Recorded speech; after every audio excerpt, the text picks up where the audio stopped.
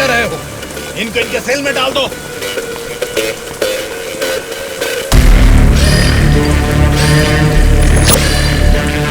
हाँ जेलर साहब। यो बादशाह, तुम और 10 लोगों को भेजोगे ना तो भी जेल में उस दुर्गा को नहीं मार सकोगे।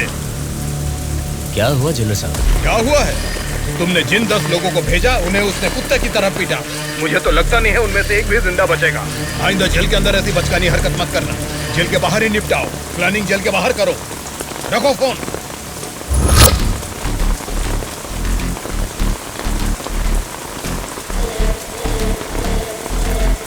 आपने जो यकीन मेरे ऊपर किया था मैं उसे निभा नहीं पाया मैडम।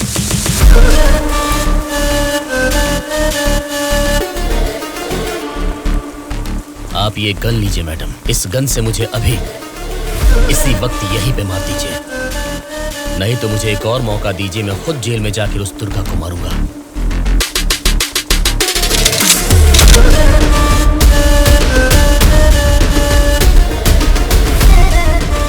अगले हफ्ते इलेक्शन के रिजल्ट आने वाले हैं।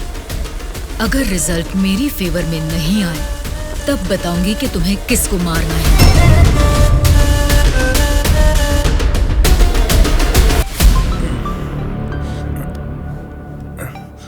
पार्टी ऑफिस से तो नहीं है।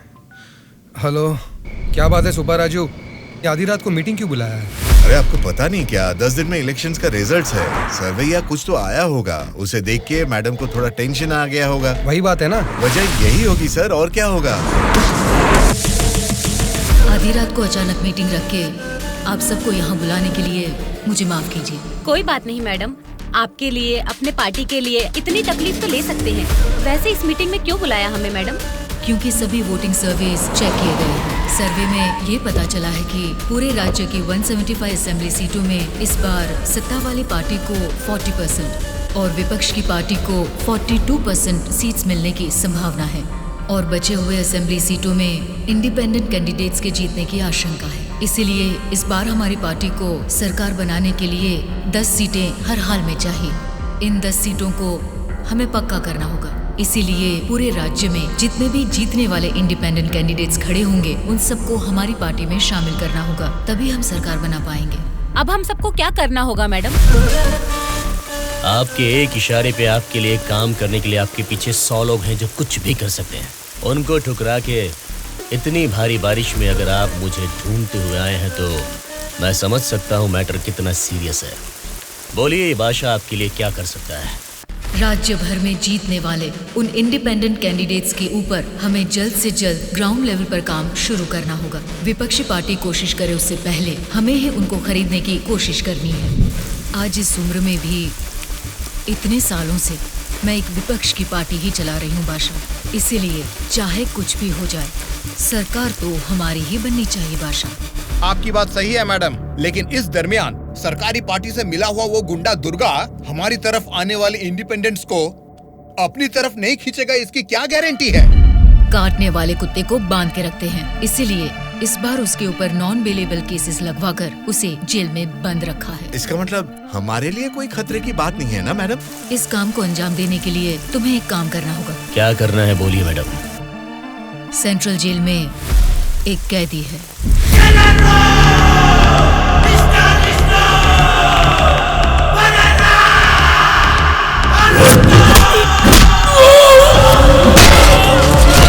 आठ 10 आदमियों को जेल भेजकर उसे मरवाना होगा। नाम क्या है उसका? Durga.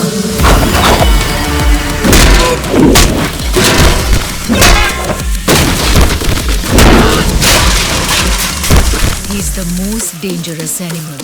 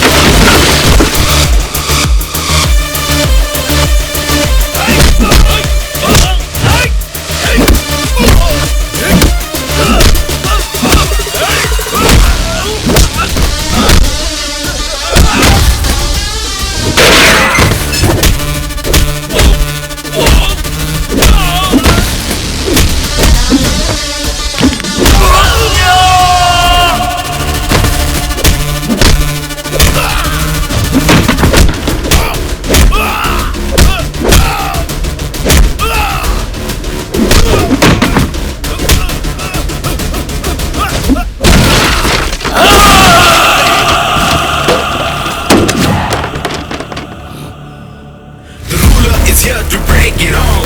Make his own rules, make it fall. You gotta be the change you wanna see. He's gonna be the range you won't believe.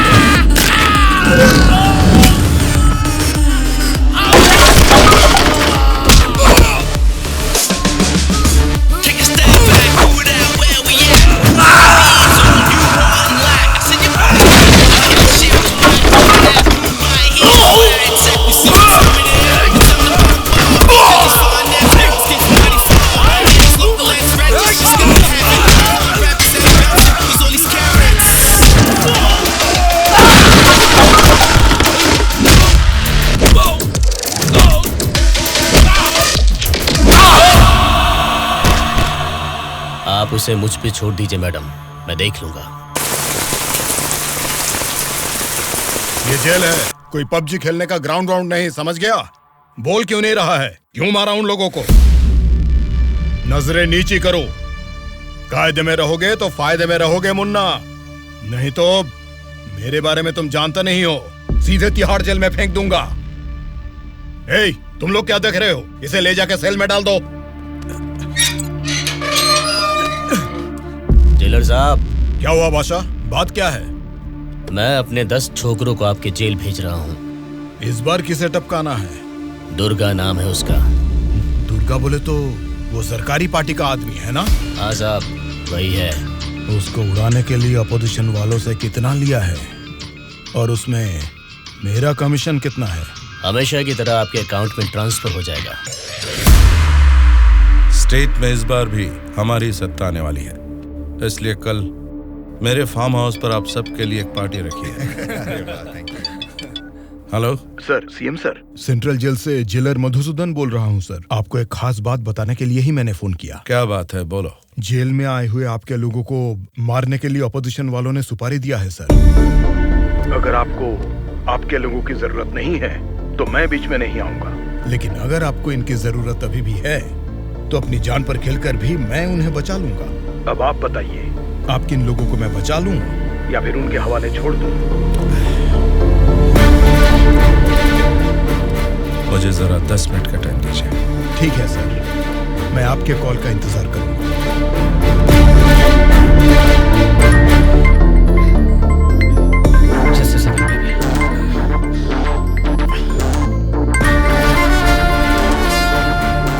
Hello मामा, बोलिए। जेल में दुर्गा को उड़ाने के लिए ऑपोजिशन वाले प्लान कर रहे हैं। वो अभी भी हमारे लिए कोई काम का है क्या? अरे मामा, अब पूरा काम उसी के हाथ में है मामा। अगर हाथ पर हाथ धरे बैठे रहे तो वो पार्टी फिर से सत्ता में आ जाएगी, तो फिर वो हमारे किस काम का रहेगा? इस बार जैसा आप सोच रहे हैं, सत्ता हमारे हाथ में नहीं है मामा। 70% उन्हीं के फेवर में है। ये बात तुझे कैसे पता? इलेक्शन सर्वे रिपोर्ट्स में वो हमसे ज्यादा स्ट्रॉन्ग है मामा। अगर वोट्स काउंटिंग में भी वो हमसे आगे निकले तो हमें कुछ और एमएलएस की जरूरत पड़ेगी मामा।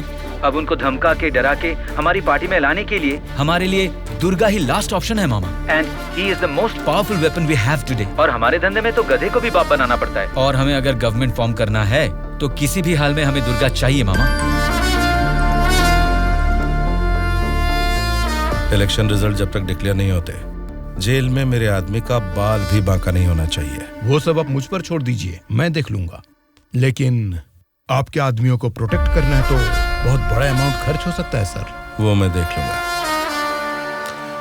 सर, मेरा एक छोटा सा डाउट है सर। क्या डाउट है? आपने दुर्गा को मरवाने के लिए पैसे लिए थे ना, अब बचाने के लिए पैसे ले रहे हैं। ये बात मेरे पल्ले नहीं पड़ी सर, मुझे थोड़ा कंफ्यूजन हो रहा है। पागल कहीं। इसी को अंग्रेजी में पॉलिटिक्स बोलते हैं और हमारी भाषा में बोलते हैं राजनीति, समझे?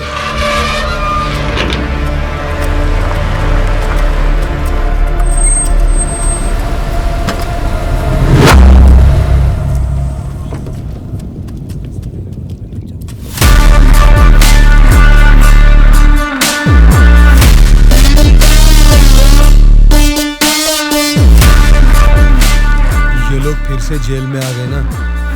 अब लगता है जेल में कोई बड़ा कांड होने वाला है।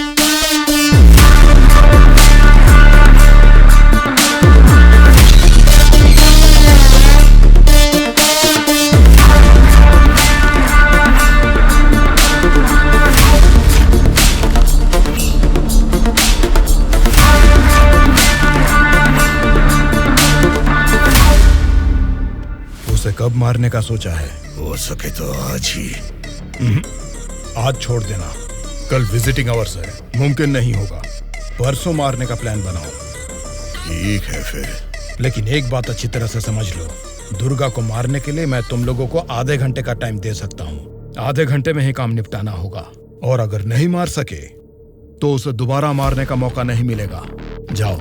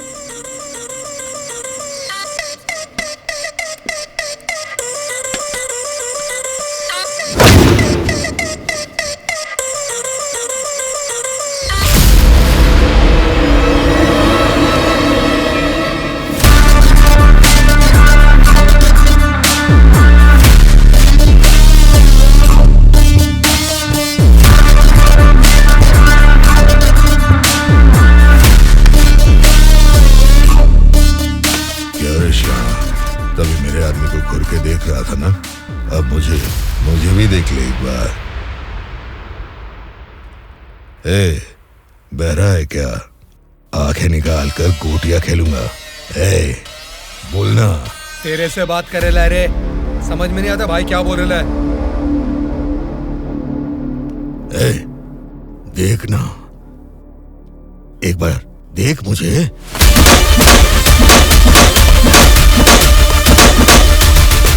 मेरे बारे में तुम जानते नहीं हो, सीधे तिहाड़ जेल में फेंक दूंगा।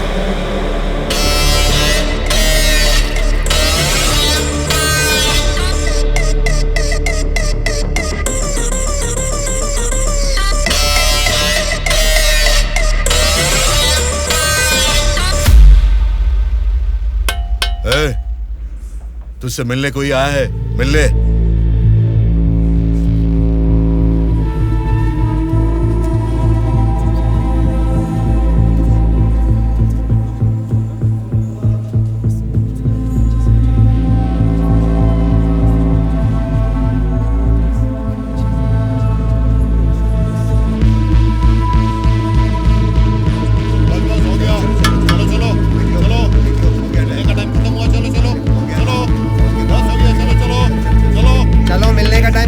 चलो निकलो यहाँ से, चलो टाइम हो गया। चल शिवा तू निकल, मैं बाद में ध्यान रख अपना।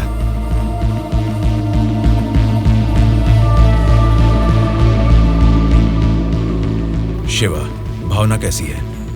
देखा, अभी याद आई ना तुझे उसकी? मुझे लगा तू भूल गया था।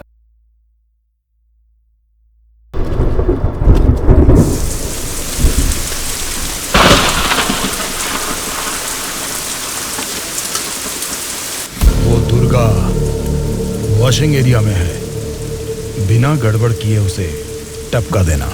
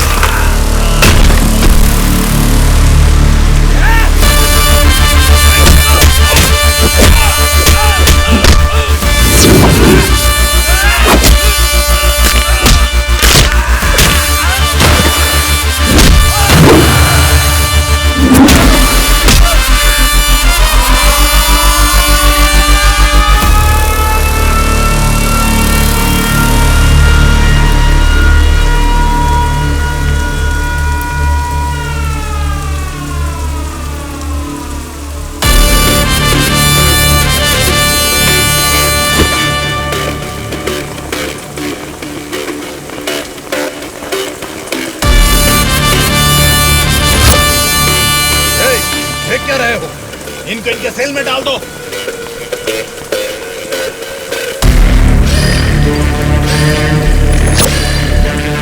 हाँ जेलर साहब। यो बादशाह, तुम और 10 लोगों को भेजोगे ना तो भी जेल में उस दुर्गा को नहीं मार सकोगे। क्या हुआ जेलर साहब? क्या हुआ है? तुमने जिन 10 लोगों को भेजा उन्हें उसने कुत्ते की तरह पीटा। मुझे तो लगता नहीं है उनमें से एक भी जिंदा बचेगा। आइंदा जेल के अंदर ऐसी बचकानी हरकत मत करना। जेल के बाहर ही निपटाओ। प्लानिंग जेल के बाहर करो। रखो फोन।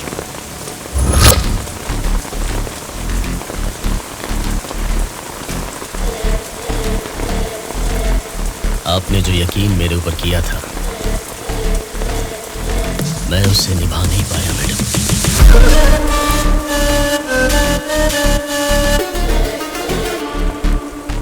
आप ये गन लीजिए मैडम। इस गन से मुझे अभी इसी वक्त यहीं पे मार दीजिए, नहीं तो मुझे एक और मौका दीजिए। मैं खुद जेल में जाकर उस दुर्गा को मारूंगा।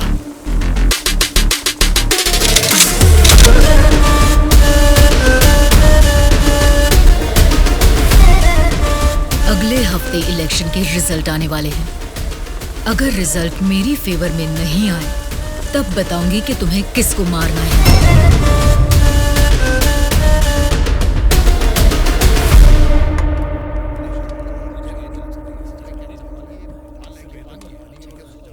मेरा नाम दुर्गा है।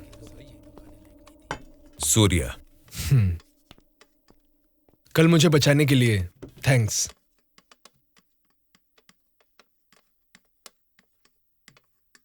तुम्हारे बारे में सुना था, तुम किसी मर्डर केस में जेल आए हो।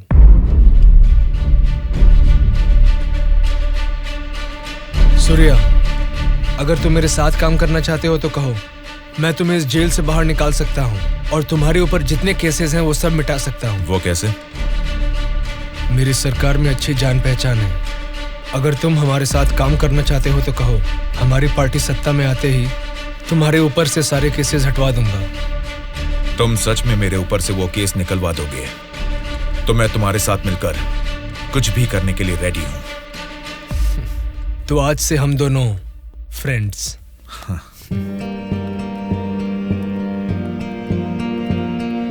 अच्छा, उस दिन वो लोग तुम्हें मारना क्यों चाह रहे थे? ऑपोजिशन वाले तो मुझे कई दिनों से मारने की कोशिश कर रहे थे, क्योंकि उन्हें इस बार जेल में मौका मिल गया, इसीलिए वो मुझे मारने आ गए।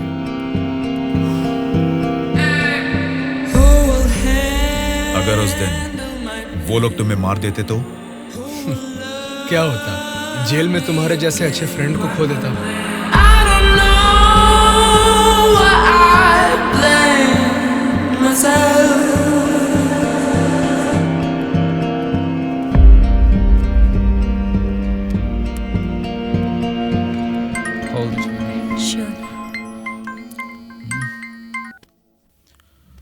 हेलो, मैं दुर्गा बोल रहा हूँ।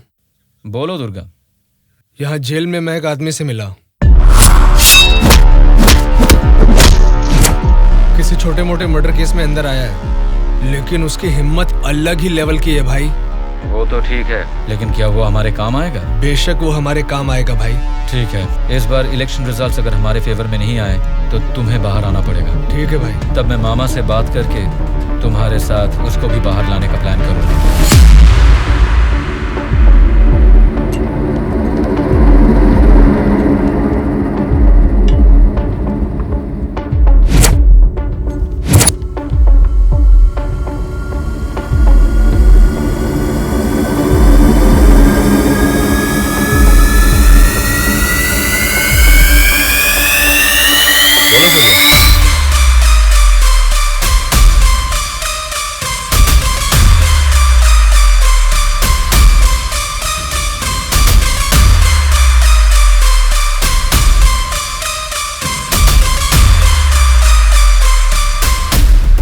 देखो सूर्या, ये सोसाइटी नहीं बदलेगी, ना ही जनता।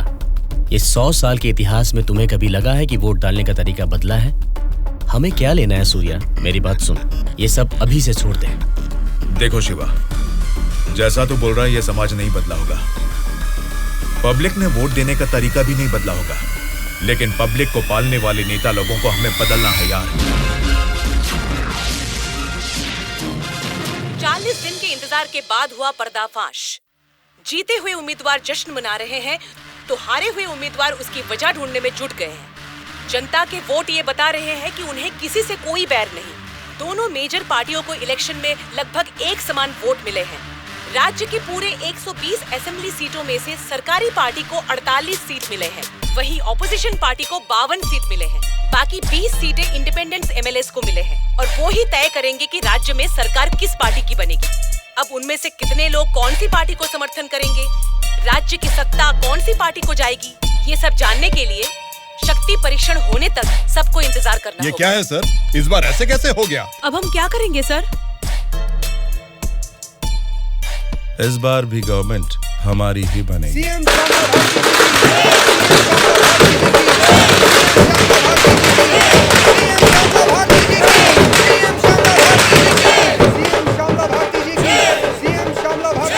मैडम, इस बार सरकारी पार्टी से आपकी पार्टी लीड में है, इस बारे में आपका क्या कहना है? जनता को अब हमारे ऊपर यकीन आ गया है, इसलिए इस बार हमारी पार्टी लीड में है। Thank you. श्यामला भारती जी की, सीएम श्यामला भारती जी की, सीएम श्यामला भारती जी की, सीएम श्यामला भारती जी की, सीएम श्यामला भारती जी की, सीएम श्यामला भारती जी की, सीएम श्यामला भारती जी की, सीएम श्यामला भारती जी की।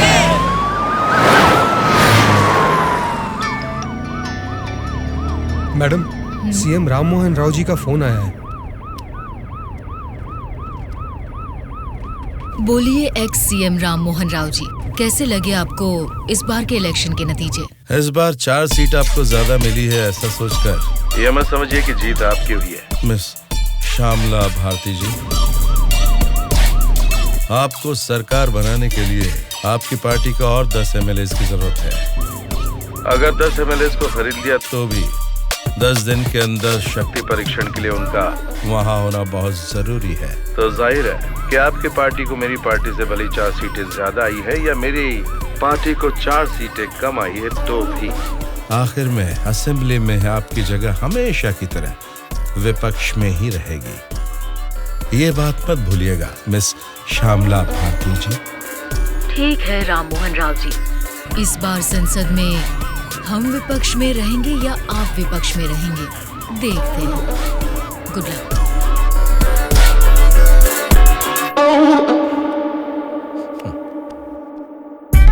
ये जानते हुए कि हमारी पार्टी लीड में है, ये राम मोहन राव कॉन्फिडेंटली कह रहा है कि हमारी पार्टी जीत नहीं सकती। इससे ये साफ पता चलता है कि हमारी पीठ पीछे साजिश हो रही है। हम एक लीडिंग पार्टी है, हमें हमारी पार्टी को सत्ता में लाने के लिए उन 20 इंडिपेंडेंट्स को हमारी पार्टी में लाने का कोई ना कोई तरीका ढूंढना होगा। हमें उन 20 लोगों को जल्द खरीदना होगा मैडम, और उसका केवल एक ही रास्ता है। कौन सा रास्ता? अनंतगिरी में 20 साल से ना हारने वाले कल्याण प्रसाद को हमें सबसे पहले खरीदना होगा मैडम। उसी को क्यों?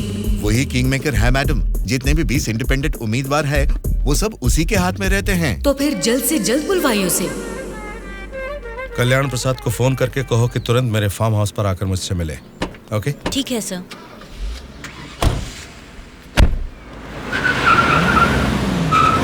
लगता है सब लोग आ गए हैं। तेरी वजह से ही लेट है। हाँ रुको रुको।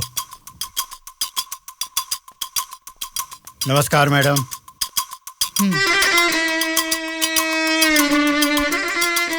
मैडम डायरेक्टली पॉइंट पर बात करेंगे, इससे दोनों का टाइम बचेगा। मैं भी सीधे पॉइंट पर आकर बात करूंगी। आपके 20 एमएलएस को हमारी पार्टी को समर्थन देना होगा। इसके लिए आपके एक एक एमएलए की कीमत बताइए। एक एक एमएलए ने अपने मतदान क्षेत्र में जीतने के लिए तकरीबन 50 करोड़ रुपए खर्च किए हैं। एक एक एमएलए को 100 करोड़ दे दीजिए। क्या मतलब? एक एक एमएलए को 100 करोड़? मतलब इसके हिसाब से 20 एमएलएस को 2000 करोड़? हाँ मैडम। इतना क्यों? मार्केट में आजकल रेट बहुत बढ़ गए मैडम। एक जमाने में खाना पकाने का तेल 100 रुपए लीटर मिलता था और अब 230 रुपए हो गया है। फिर भी लोग खरीद रहे हैं ना। वैसे जनता के बारे में हम कुछ सोच रहे हैं क्या? नहीं ना। इसीलिए जैसे चीजों के दाम बढ़ गए हैं, वोटर्स ने भी अपने रेट बढ़ा दिए हैं मैडम। एक टाइम पे 1000 रुपए में मिलने वाले वोट अब 5000 में मिलते हैं। यहाँ कोई भी कैंडिडेट को देख के वोट नहीं डालता मैडम, वो वोट डालता है कैश देखकर ही। मतलब आपके एमएलएस को हमारी पार्टी को समर्थन देना है तो आपको 2000 करोड़ देने होंगे। सही कहा? 2000 करोड़ नहीं मैडम। तो फिर? 2500 करोड़। मतलब 2500 करोड़ रुपए? यस। वो 500 करोड़ किसके लिए? वो मेरा कमीशन है मैडम। आपका कमीशन 500 करोड़ है? जी मैडम। मैं आपको कोई प्याज टमाटर थोड़ी ना बेच रहा हूँ। इस राज्य की सत्ता 5 साल के लिए दे रहा हूँ आपको। इसके बदले में एक छोटी सी 500 करोड़ की रकम कमीशन लेने में कोई गलती नहीं है मैडम।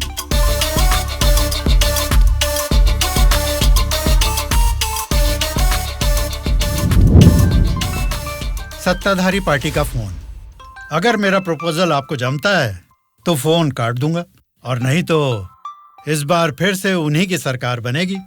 सोच लीजिए। सर, कल्याण प्रसाद जी मेरा कॉल कट कर रहे हैं sir.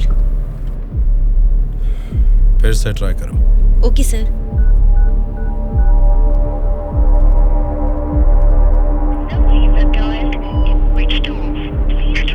Sir, phone switch off आ रहा है सर।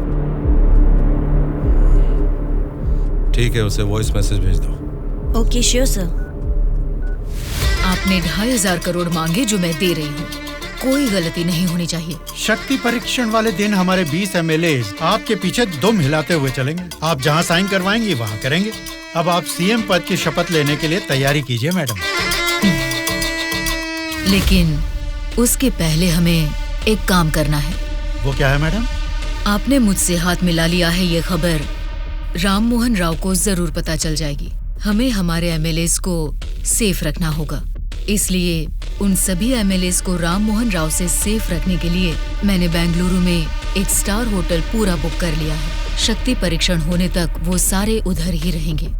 आपके एमएलएस के साथ हमारे एमएलएस को भी मिलाकर उधर भेजेंगे तो वो सब साथ में वहाँ सेफ रहेंगे। आपकी बात सही है मैडम, पर उस राम मोहन राव के डर से सिटी से इतनी दूर बेंगलुरु में एमएलएस को रखने की जरूरत नहीं है मैडम। वो क्या है ना, शहर के बीचों बीच मेरे कंट्रोल में एक जगह है जिसके बारे में किसी को नहीं पता। ये 10 दिन हम अपने एमएलएस को वहीं छिपाएंगे तो टाइम भी सेव होगा और अपने लोग अपने ही साथ हैं ये भरोसा भी रहेगा। लेकिन उतनी सेफ प्लेस इस सिटी में कहाँ है? सॉरी मैडम, शक्ति परीक्षण होने तक उस जगह के बारे में मैं आपको भी नहीं बताऊंगा। ठीक है, फिर आपके एमएलएस के साथ हमारे एमएलएस को भी आपकी बताई हुई जगह पर भेजूंगी। देखना कोई भूल ना हो। Okay madam. सत्या। हाँ सर। सर, श्यामला भारती जी ने कल्याण प्रसाद जी को 2500 करोड़ में खरीद लिया। अब हमारी हालत क्या होगी सर? हमारी सरकार गिर गई क्या? सर, इलेक्शन में मैंने 100 करोड़ खर्च किया। अब मेरा क्या होगा सर? बताइए सर। क्या होगा? बस चुप हो जाओ। परेशान होने की जरूरत नहीं है। शक्ति परीक्षण में अभी टाइम है। मैं जानता हूं मुझे क्या करना है। आपकी बात मुझे समझ आ गई।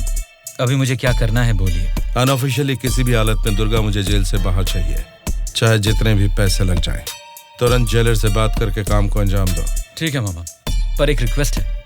बोलो क्या है? दुर्गा के साथ एक और आदमी को जेल से बाहर निकलवाना है मामा। कौन है वो? उसका नाम है सूर्या। उसकी गट्स, उसकी हिम्मत, वो अलग ही लेवल की है। हो सकता है, लेकिन किसी भी अनजान आदमी के ऊपर इस तरह से आंख मूंद कर भरोसा कैसे कर सकता है? ये स्टेट गवर्नमेंट का मामला है।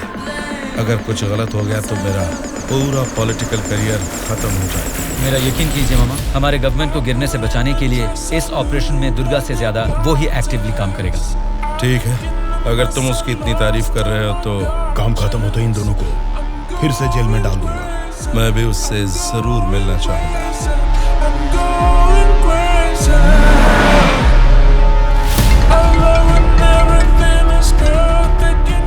हेलो मैडम, मुझे आपको एक इन्फॉर्मेशन देनी है। हाँ बोलिए। जेल से दुर्गा भाग गया है, अपने एमएलए को संभालिए।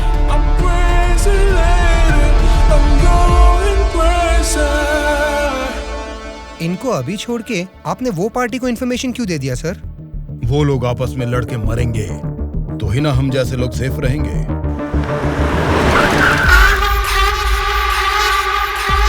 आज रात यहीं पे रुकना, कल सवेरे 8 बजे मामा से मीटिंग हो सकती है। कॉल आते ही यहाँ से निकल जाना। मैडम, कल रात ही मैंने अपने सभी लोगों को सेफ जगह पर शिफ्ट किया है और यहाँ वो सारे लोग बहुत ही एंजॉय कर रहे हैं। वो ठीक है, पहले मेरी बात सुनिए। बोलिए मैडम। सरकारी पार्टी वाले जेल से उस दुर्गा को बाहर लेकर आए हैं, ये इन्फॉर्मेशन आई है। मैं नहीं जानती तुम क्या करोगे। हाँ? लेकिन हमारे सभी एमएलए सेफ रहने चाहिए। मैडम, दुर्गा जैसे 10 लोग भी जेल से बाहर आ जाए ना, तो भी हमारे एमएलए कहाँ है पता लगाना मुश्किल है। फिर भी सामने वाली पार्टी प्लान कर रही है तो इसका मतलब हमें संभल के रहना है। आप टेंशन मत लीजिए, शक्ति परीक्षण होने तक उनको ही नहीं आपको भी आपके एमएलए कहाँ है पता नहीं चलेगा। ऐसा प्लान किया है। ठीक है, जो भी करो संभाल कर। इलेक्शन रिजल्ट के बारे में इस बार भी मेरा अंदाजा गलत निकला। लगता है सत्ता हाथ से जाने वाली है। तुम दोनों को क्या करना है ये तुम सोचो, चाहे जितने पैसे खर्च हो जाएं। लेकिन उस श्यामला ने जिन 20 इंडिपेंडेंट एमएलए को खरीदा है वो किसी भी तरह मुझे चाहिए। तुम लोगों का क्या प्लान है, बताओ क्या करोगे? उन सबको किडनैप करेंगे सर। किडनैप? हाँ सर। 20 एमएलए को किडनैप करना तुम्हें स्कूल के बच्चों को किडनैप करने के जैसा लग रहा है क्या? 20 एमएलए नहीं सर, ऑपोजिशन एमआईयू को मिलाकर पूरे 72 एमएलए हैं सर। क्या 72 लोग? आपकी पार्टी से जीते हुए 48 एमएलए के साथ पूरे 120 एमएलए को आपके बेंगलुरु वाले फार्म हाउस में बिना बंदी बनाए इस बार आप सीएम नहीं बन सकते हैं सर। ऑपोजिशन एमएलए तक तो ठीक है, लेकिन हमारे एमएलए क्यों? वो तो हमारे ही लोग हैं ना। राजनीति में सब कुछ हो सकता है सर, सब कुछ जायज है। सत्ता का पलड़ा जिस तरफ है वो उस तरफ चले जाएंगे। यहां जीतने से ज्यादा सत्ता जरूरी है सर। अभी की सिचुएशन में अपने एमएलए को हमें ही बचाना है सर, इसलिए हमें उनके साथ हमारे एमएलए को भी बंदी बनाना ही होगा सर। तुम्हारा प्लान सुनने में तो ठीक ही लग रहा है, लेकिन ऑपोजिशन एमएलए को किडनैप कैसे करोगे? यह मुमकिन है क्या? सत्ता की जंग हर कोई जीतना चाहता है, पर जीत सिर्फ एक की ही होती है और उसी को वीर कहते हैं। मैंने आपको जिसके बारे में बताया था ये वही है सर। तो जरा बताओ कि शुभ काम का मुहूर्त कब है? इस शुक्रवार को ही आपके सभी एमएलए को बस में बिठा के दुर्गा को सौंप दीजिए। दुर्गा उनको बेंगलुरु हाईवे के एक ढाबे पर लेकर आएगा। इसी बीच ऑपोजिशन के सभी एमएलए को किडनैप करके लाने का जिम्मा मेरा होगा। गुड। तुम्हारे प्लान के साथ तुम्हारा कॉन्फिडेंस भी मुझे अच्छा लगा।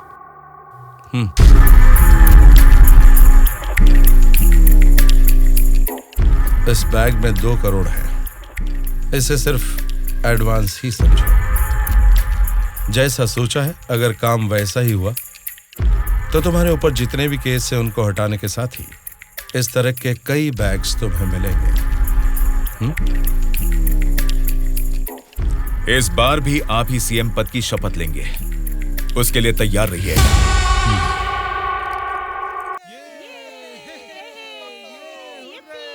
कल्याण प्रसाद के फोन का लास्ट कॉल लोकेशन कल रात 11 बजे का गुलजार हाउस में दिखा रहा था। तभी से लेके अब तक वो किसी के टच में नहीं है।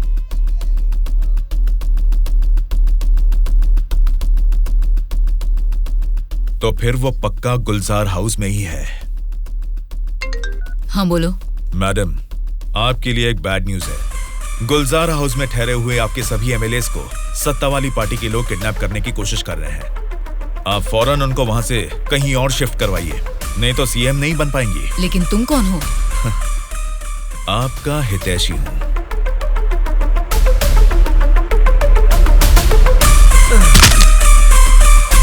चलिए बैठिए आप लोग अंदर।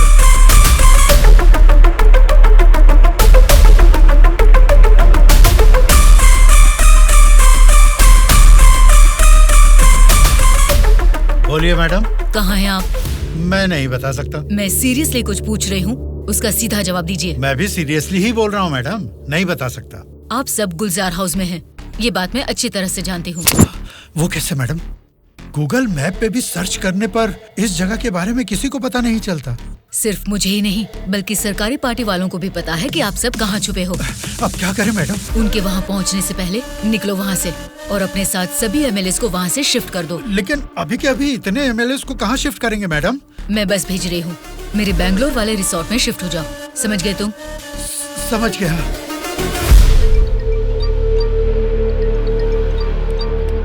जी मैडम। बादशाह, तुम्हें मेरा एक काम करना होगा। बोलिए मैडम। हमारे सभी एमएलएस को हम अर्जेंटली एक बस से बैंगलोर रिसोर्ट में शिफ्ट कर रहे हैं। हमारी बस सेफली बैंगलोर पहुंचे तब तक तुम्हें उसे फॉलो करना है। ठीक है मैडम। तुरंत अपने आदमियों के साथ बैंगलोर हाईवे पर वेट करो। Okay madam.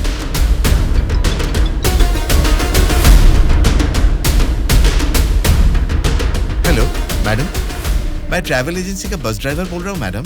कहाँ पहुँचे तुम? मैं बिल्कुल सही लोकेशन में पहुँच गया हूँ मैडम। ठीक है, हमारे लोग वहाँ आएंगे, वेट करो। ठीक है मैडम।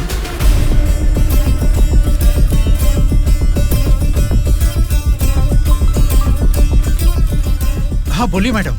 बस आ गई है, आप सब तुरंत वहाँ से निकल जाइए। ठीक है मैडम। बस आ गई है, चलिए सब लोग बस में बैठिए।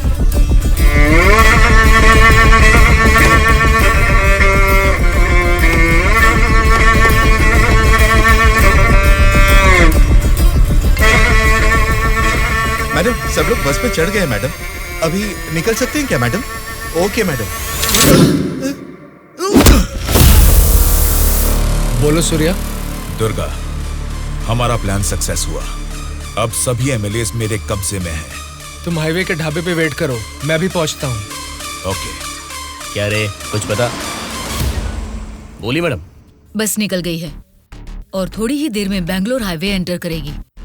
अगर कोई भी हमारी बस को फॉलो करता हुआ दिखे तो उसे वहीं मार देना।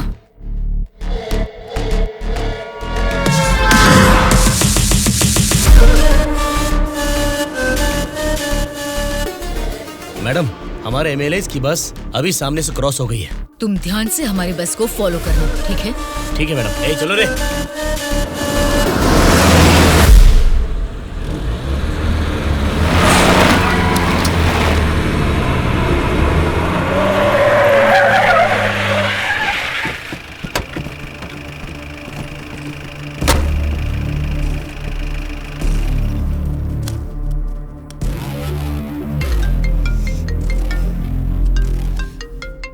बोलो बादशाह। हाँ मैडम, अभी हमारी बस हाईवे के बाजू में एक ढाबा के पास रुकी हुई है। नाइट जर्नी है ना बादशाह, चाय कॉफी पीने के लिए रुके होंगे। अब इतना भी फोन करके बताओगे? Madam madam. अब क्या हुआ बादशाह? हमारे बस के पीछे ही एक और बस आके रुकी है। और एक बस? हाँ मैडम, देखने में तो सरकारी पार्टी की एमएलए की बस लग रही है। क्या सरकारी पार्टी के एमएलए की बस? हाँ मैडम, पक्का उन्हीं लोगों की बस है मैडम। सच में? लेकिन उनकी बस वहाँ क्यों आई है? पता नहीं चल रहा मैडम। जैसे हम अपने एमएलए को बैंगलोर भेज रहे हैं, वैसे ही वो अपने एमएलए को शायद किसी सेफ जगह पर भेज रहे होंगे। हो सकता है, फिर भी दोनों बस एक ही जगह पर एक ही समय पर ये कैसे हो सकता है? तुम एक काम करो बादशाह, हमारे MLAs की बस वहाँ से सुरक्षित निकल जाए, तब तक उनकी बस पर तुम कड़ी नजर रखना। ठीक है मैडम।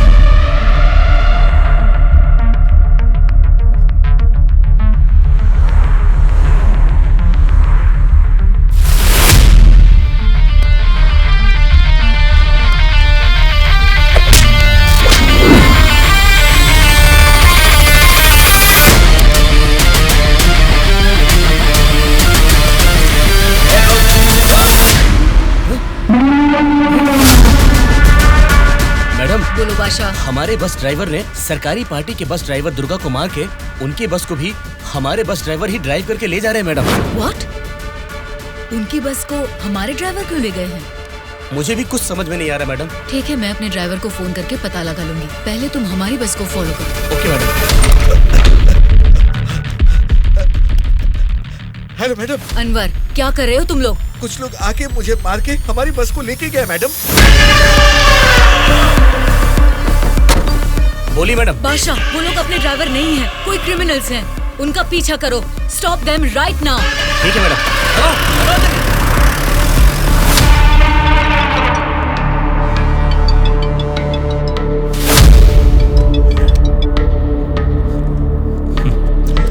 बोलिए श्यामला जी, इस वक्त कैसे याद किया?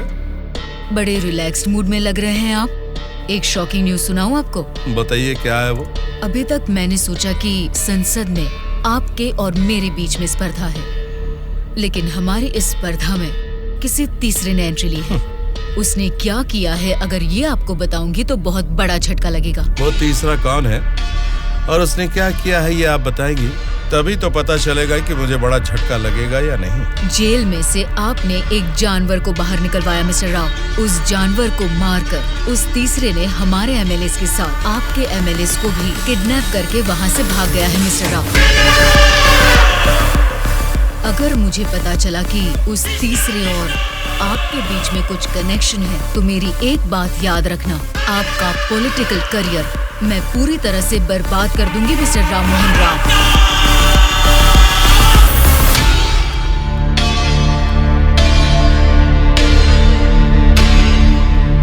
क्या हुआ मामा? उस दुर्गा को कॉल कर।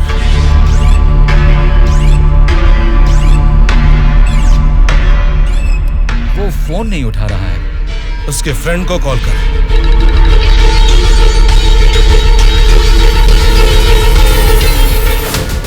मेरे पॉलिटिकल करियर में ये फर्स्ट टाइम है जब मैंने किसी पर यकीन करके धोखा खाया।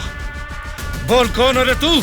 बोला था ना, ये सत्ता की जंग हर कोई जीतना चाहता है, लेकिन किसी एक को ही जीत मिलती है, उसी को वीर कहते हैं। अब वो जंग शुरू हो चुकी है। वीर कौन है और वो जंग किस मकसद से कर रहा है, आगे आगे तुमको सब समझ में आएगा। तब तक के लिए wait and C.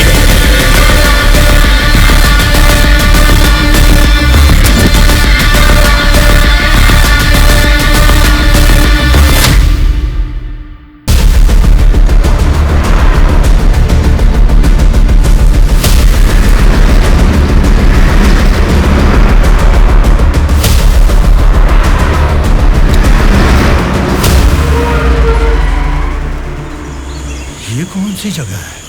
Bengaluru resort बोले थे, गलती से किसी और रूट में तो नहीं आ गए? घना जंगल लग रहा है ये तो।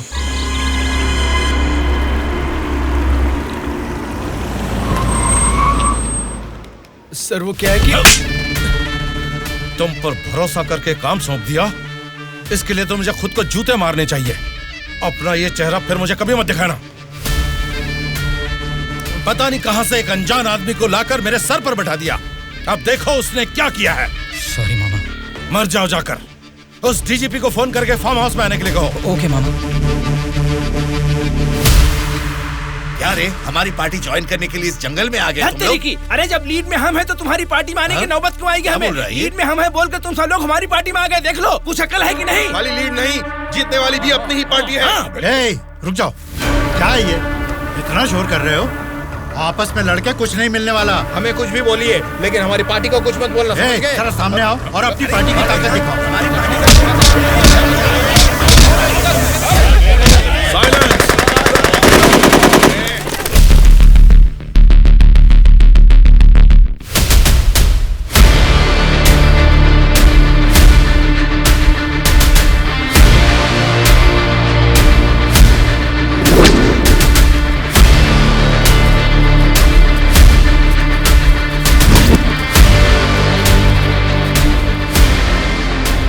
क्या सोच रहे हो? जैसे जी में आ रहा चिल्ला रहे हो, अपनी मर्जी से आपस में लड़ रहे हो। ये तुम्हारी असेंबली नहीं है, ये जंगल है। मेरा जंगल, मेरा जंगल, मेरा जंगल। यहाँ कोई स्पीकर नहीं होगा, माइक नहीं होगा, ना ही वॉकआउट होगा। हम सब हाईवे से तकरीबन 250 किलोमीटर की दूरी पर घने जंगल में हैं। बेटा, तुम लोग नक्सलाइस्ट हो, माओइस्ट हो, टेररिस्ट हो, कौन हो बेटा तुम लोग? वो सब कहां से पैदा हुए हैं? तुम जैसे लोगों की गलती से ही वो लोग पैदा हुए हैं। बेटा, तेरी बात मैं मानता हूँ, लेकिन मैं शुगर पेशेंट हूँ। टाइम पर खा के अगर मैंने दवा नहीं लिया तो मेरी बॉडी कांपने लग जाती है बेटा। तुम हेल्थ मिनिस्टर हो ना? हाँ बेटा। तुम्हारे पास बड़े हॉस्पिटल्स हैं, फिर भी तुम्हें ये सब बीमारियां हैं, तो तुम पब्लिक का भला कैसे करोगे? बेटा, हमारे पेट में चूहे दौड़ रहे हैं, पहले कुछ खाने के लिए तो दे दीजिए।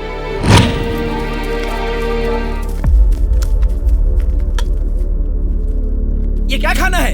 ये तो जेल के खाने से भी बदतर है। क्यों रे? तेरी राशन की दुकान में यही चावल तो बिकता है, फिर वो लोग कैसे खाते होंगे, कभी सोचा है?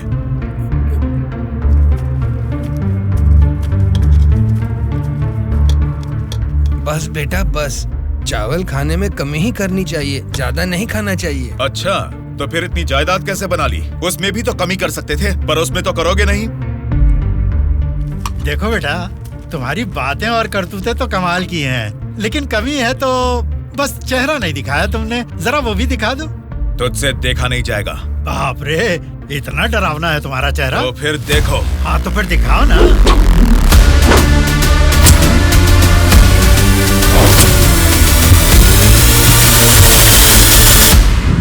हमारी जिंदगी को लक्ष्य देता है ये महाविद्यालय, हमारे भविष्य को भी रचता है ये विद्यालय। स्वामी विवेकानंद ने कहा था कि देश का भविष्य युवा पीढ़ी के हाथों में है, लेकिन युवा होने के नाते हम क्या कर रहे हैं? देश के भविष्य से मुझे क्या करना है, ऐसा बोलकर हम खुद ही को स्वार्थी बनाते जा रहे हैं। मतलब हमारा पढ़ाई करना, नौकरी करना स्वार्थ है क्या? प्रॉब्लम पढ़ाई के बारे में या जॉब के बारे में नहीं है बेटा, तो फिर देश के भविष्य के बारे में ना सोचना ही प्रॉब्लम है। इसीलिए तो हर 5 साल में हम वोटिंग करके नेता लोगों को चुनते हैं। ये सब काम तो उनका है। वही तो हम लोगों की गलती है, वोट देते हैं और भूल जाते हैं। एक स्टूडेंट की हैसियत से फैसला करना आपके हाथ में नहीं है, लेकिन बेहतर समाज का निर्माण करने का सामर्थ्य आप में है।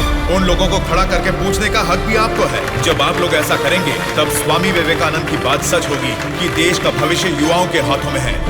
जाल खरीदने के लिए पैसे देंगे, नाव खरीदने के लिए लोन देंगे। तुमसे यही वादा इलेक्शन से पहले किया गया था ना, लेकिन अब सत्ता में आकर 4 साल होने के बाद भी एक भी वादा पूरा नहीं किया।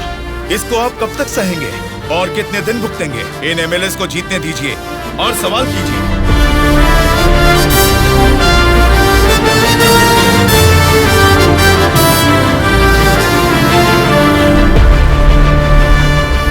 18 साल की उम्र होने के बाद ही हमारे देश में मतदान का हक क्यों दिया जाता है जानते हो? ताकि हम एक सही नेता को चुन सके। लेकिन हम क्या कर रहे हैं? हम बिना सोचे समझे और उनसे पैसे लेकर वोट डाल रहे हैं। अगर ऐसा ही चलता रहा तो कल को आपके बच्चे और फिर उनके बच्चे, हर किसी को इसी तरह की परेशानी होगी। हमें अब बिना सोचे समझे और पैसे लेकर वोट डालने की इस प्रथा को खत्म करना ही होगा। और अगर हमने ऐसा नहीं किया तो सबका नाश निश्चित है। आने वाली पीढ़ी को हम ये बताएंगे कि वोट की जो ताकत है उससे सरकार बदल सकते हैं।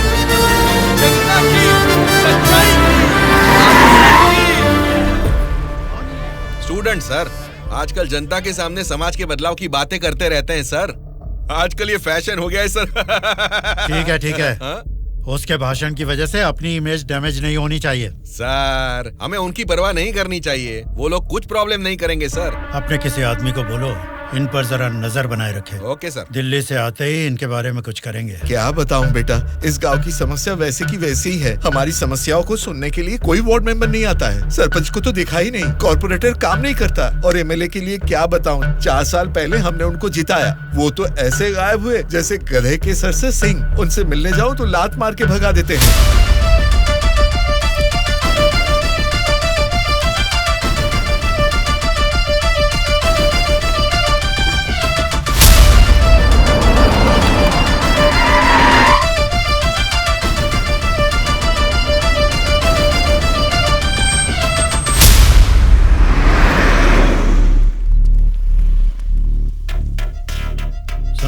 हाँ सर। हम बगल वाली स्टेट में गए थे ना? हाँ सर। तो ये यूएस गए थे, ऐसा फ्लेक्सी क्यों लगा है? हाँ सर। चलो लगे रहने दो सर। फोटो अच्छी है।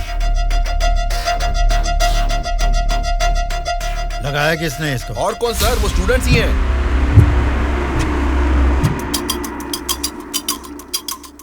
इन पोस्टर्स को देखकर वो एमएलए पक्का रिएक्ट करेगा। रिएक्ट तो करेगा, पर कैसे रिएक्ट करेगा वो पता नहीं चल रहा। जैसा भी रिएक्ट करें, कोई भी प्रॉब्लम आने तो हम सबका सामना कर लेंगे साथ में। जैसा आपने सोचा वैसा नहीं होगा। शक्ल से तो पढ़े लिखे लगते हैं, पढ़ाई की है तो नौकरी, अच्छी नौकरी कर लेते। ऐसे पेस्ट लगा के पोस्टर लगाने की गंदी हरकतें क्यों कर रहे हैं आप लोग? ये पॉलिटिक्स के चक्कर में क्यों फंस रहे हैं? ये एक दलदल है, एक बार इसमें उतर गए ना तो फिर इससे बाहर नहीं निकल पाओगे, समझ गए ना? मतलब आपकी नजर में वोटर की कोई वैल्यू नहीं? अरे बहुत सही कहा आपने। आपकी नजर में वोटर की बड़ी कीमत है, लेकिन हमें वोट की कीमत पता है। यही फर्क है आपकी और हमारी सोच में। एक बार वोट मिल गया ना, फिर वोटर को कौन पूछता है? 5 साल के लिए हम ही राजा, हम ही मंत्री। मतलब आपसे सवाल करने वाला कोई नहीं है क्या? अब तुम ही बताओ, जो लोग पैसा लेकर वोट डालते हैं उनको सवाल पूछने का अधिकार है? अभी जो भी हो रहा है वो इलेक्शन नहीं है, कलेक्शन है। हम वोट कलेक्ट करेंगे, वो पैसे कलेक्ट करेंगे। एक एक वोट का 5000, 1.5 लाख वोट हैं, मतलब 75 करोड़। उसके साथ दारू, बिरयानी, नाच गाना, पोस्टर, पब्लिसिटी, इनके अलावा हमारे नेता को मिलने वाले गिफ्ट्स, बाप रे, तकरीबन 150 से 200 करोड़ खर्च होता है। अब इस खर्चे को प्रॉफिट में बदलना है, 200 करोड़ का 1000 करोड़ बनाना है। ये सब करने में ही 5 साल निकल जाएंगे, फिर जनता की सेवा करने का टाइम कहाँ रहेगा? वैसे वोट बेचने वाले की हम सेवा क्यों करें? उसको पूछने का हक नहीं है, क्योंकि उसने तो अपना वोट बेच दिया है। इसलिए मैं तुम लोगों को आखिरी बार बोल रहा हूँ, सड़क छाप गुंडागर्दी से जिंदगी शुरू की थी, अब स्टेट मिनिस्टर हूँ। मुझे फिर से गुंडा बनने पर मजबूर मत करो। इलेक्शन नजदीक आ रहे हैं। पिछली बार वोट के लिए 5000 मांगे थे, इस बार 10,000 मांगेंगे। हमें इसके लिए तैयार रहना है। यहाँ वोट के लिए ही नहीं, सीट के लिए भी पैसे देने हैं। पार्टी हाईकमांड मेरी परवाह नहीं करेगी तो मुझे बहुत दिक्कत हो जाएगी। मेरे रास्ते से हट जाइए। इसके बावजूद भी अगर किसी ने रोका तो तुम सबकी डेट ऑफ बर्थ तो अलग अलग है, लेकिन डेट ऑफ डेथ एक हो जाएगी, याद रखना। चलता हूँ। डार्लिंग, सब अच्छा ही हुआ है। टी स्टेट का एडवांस दे दिया है। अगले महीने इलेक्शन है, उसके बाद रजिस्ट्री होगी। ऊटी टी स्टेट की तुम ही मालकिन हो। तुम्हारा सर देखो। आपकी नजर में वोटर की बड़ी कीमत है, लेकिन हमें वोट की कीमत पता है। एक बार वोट मिल गया ना, फिर वोटर को कौन पूछता है? 5 साल के लिए हम ही राजा, हम ही मंत्री। आज की ब्रेकिंग न्यूज, हम आपके सामने एमएलए कल्याण प्रसाद जी की बेईमानी का खुलासा करने वाले हैं। टीवी देखिए सर। जो लोग पैसा लेकर वोट डालते हैं उनको सवाल पूछने का अधिकार है। अभी जो भी हो रहा है वो इलेक्शन नहीं है, कलेक्शन है। तो तुम सबकी डेट ऑफ बर्थ तो अलग अलग है, लेकिन डेट ऑफ डेथ एक हो जाएगी, याद रखना। खुद कल्याण प्रसाद जी के मुंह से ये बातें सुनने के बाद उन्हें मिनिस्टर के पद से ही नहीं, बल्कि पार्टी के हाई कमांड ने उन्हें पार्टी से भी सस्पेंड कर दिया है। आपको बिना बताए पद से निकाल दिया, ये तो नाइंसाफी है सर। क्या नाइंसाफी है रे? हाँ, मैं एक बड़ा बदमाश हूँ, ऐसा ही बोलकर इन्होंने वीडियो में मान लिया। सब लफंगे लोगों के ये बड़े नेता हैं। लो खाओ, सब ठूसो। और काम भी क्या है? खाना और सोते रहना, और बचा ही क्या है? बाप रे बाप, कितने सपने दिखाए थे। ऊटी में टी स्टेट लूंगा, कर्नाटक में कॉफी स्टेट लूंगा, अगली इलेक्शन में जीतूंगा तो मैं होम मिनिस्टर बनूंगा, तुम होम मिनिस्टर की बीवी बनोगी, बाद में सीएम और मैं सीएम की बीवी। क्यों जी, तुम तो मुझे सीएम की बीवी बनाना चाहते थे, तुम तो खुद ही सीएम नहीं बन पाए। अभी देखो नालायक की बीवी बनकर बैठी हूँ यहाँ पर। मैं सोच रही थी सीएम की बीवी बनने के लिए क्या करना पड़ेगा। देखते क्या हो जी, बताओ ना क्या करना है। बहुत बोल चुके हो, आप जाओ।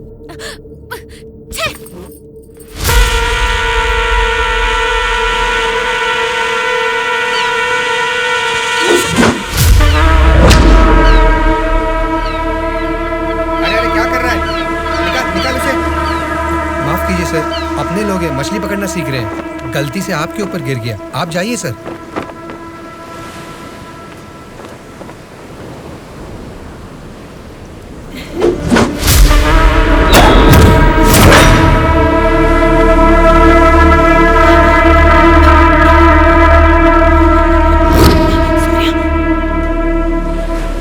सॉरी सर, मछली पकड़ते समय समुंदर में सब मछलियां तो नहीं पकड़ सकते ना सर। हमारे हाथ में आई हुई मछली पकड़ेंगे, गलत मत समझिए। अब जाइए।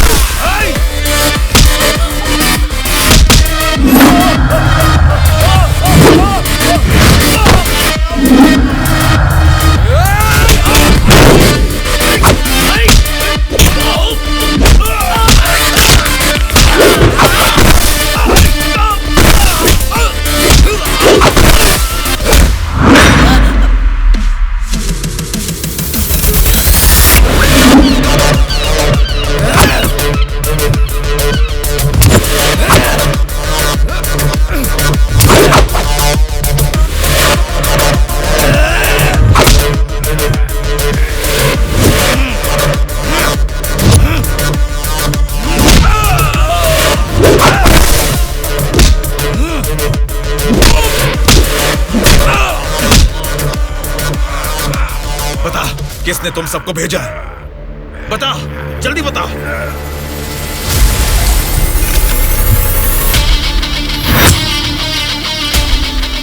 इतना हैरान क्यों है? मरा हुआ आदमी तेरे सामने जिंदा कैसे खड़ा है, यही सोच रहा है ना तू? मुझे मारना तेरे बस की बात नहीं है, ना ही तेरे बाप से हो पाएगा। वोट देना हर एक का हक है, उसे पैसे देकर मत खरीदो। एमएलए एक रिप्रेजेंटेटिव होता है जो लोगों की समस्याओं को सरकार के पास लेकर जाता है, बल्कि ये नहीं कि वो उस क्षेत्र का राजा बनकर बैठे। जस्ट एक कर्मचारी है। तुम सब कुछ भूल गए हो, इसलिए याद दिलाने के लिए पोस्टर्स लगाए, लेकिन तुम तो समझ ही नहीं पाए। अब तक तो तुम्हें ही बदलने के बारे में सोचा था, इस चुनाव क्षेत्र के एमएलए को बदलने के बारे में नहीं। लेकिन अब बदलूंगा। अगले इलेक्शन में चुनाव के लिए रेडी हो जाओ। अब की बार कलेक्शन नहीं, इलेक्शन होगा।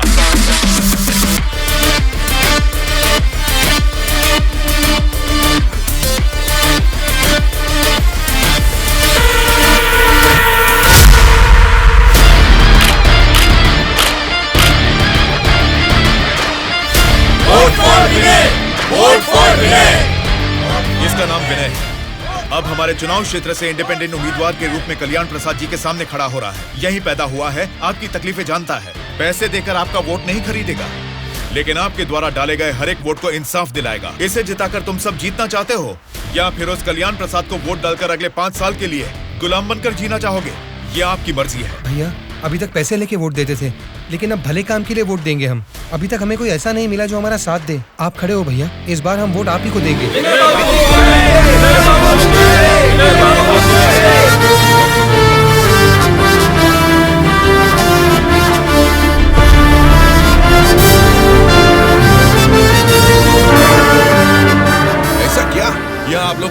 ताश खेल रहे हैं और वहाँ आपके सामने दूसरा लीडर खड़ा हो रहा है। देखो, पैसे लेकर वोट डालने वाली जनता के रहते हैं, इनकी परवाह नहीं करनी है। आपका बोया हुआ पेड़ आपको ही छांव देगा। आपका डाला हुआ वोट भविष्य का फैसला करेगा। अब किसे वोट देना है ये आप ही तय कीजिए।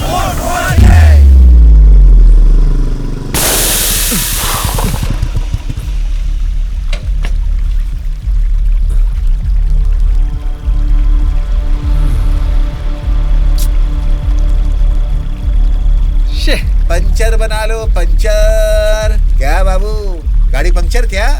हाँ भाई, जरा अर्जेंटली जाना है। आप पंचर बना दोगे? बनाऊंगा ना। आगे जाके ये हमारे गांव का एमएलए बनेगा। पंचर थोड़ा खट से बना रे।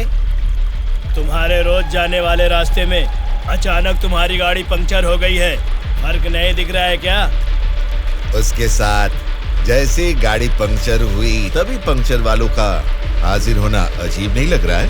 वैसे तो इलेक्शन में खड़े होना भी अजीब बात है। आप तो एमएलए बन जाएंगे, असेंबली में चले जाएंगे, अपन तो इधर ही रह जाएगा ना।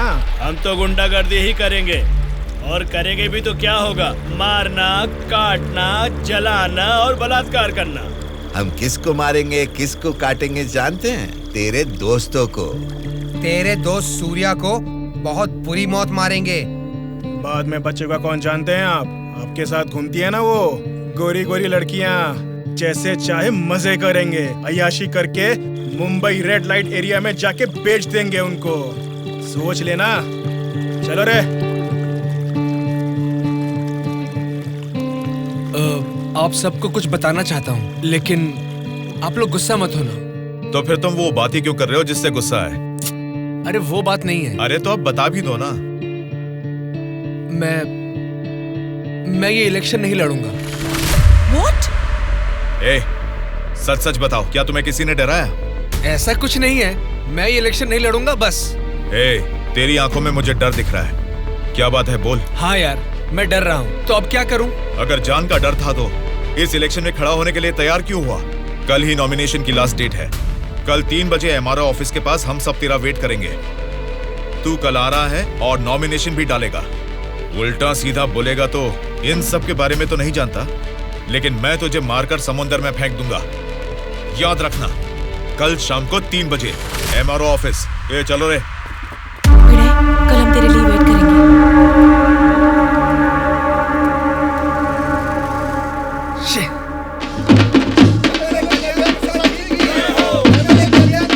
पता नहीं कहाँ रह गया।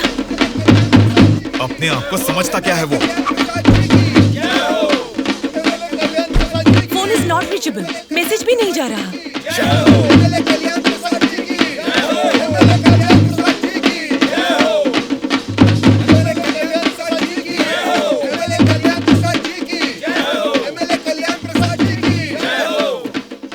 संभाल के रखना, बात के कार्यक्रम में काम आएंगे। नमस्कार वोटर महाराज, आपके अनमोल वोट आप मुझे ही देंगे। देंगे ना? आप ही देंगे।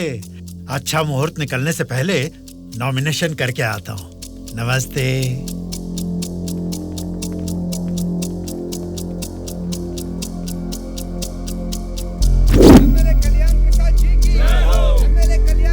विनय को फिर से कॉल करो। इतना टाइम हो गया, अभी तक नहीं आया।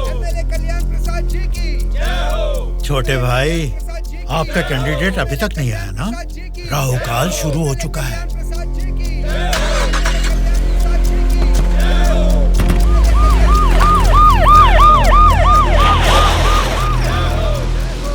हम तुम्हें अरेस्ट करने आए हैं। हमें चलो बताते हैं।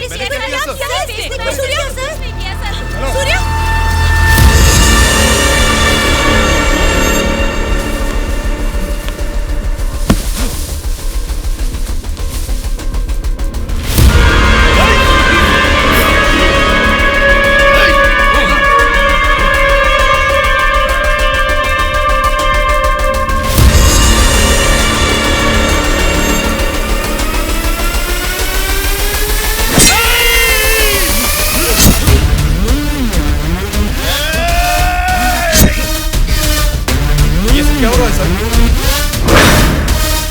फायर रख अपना।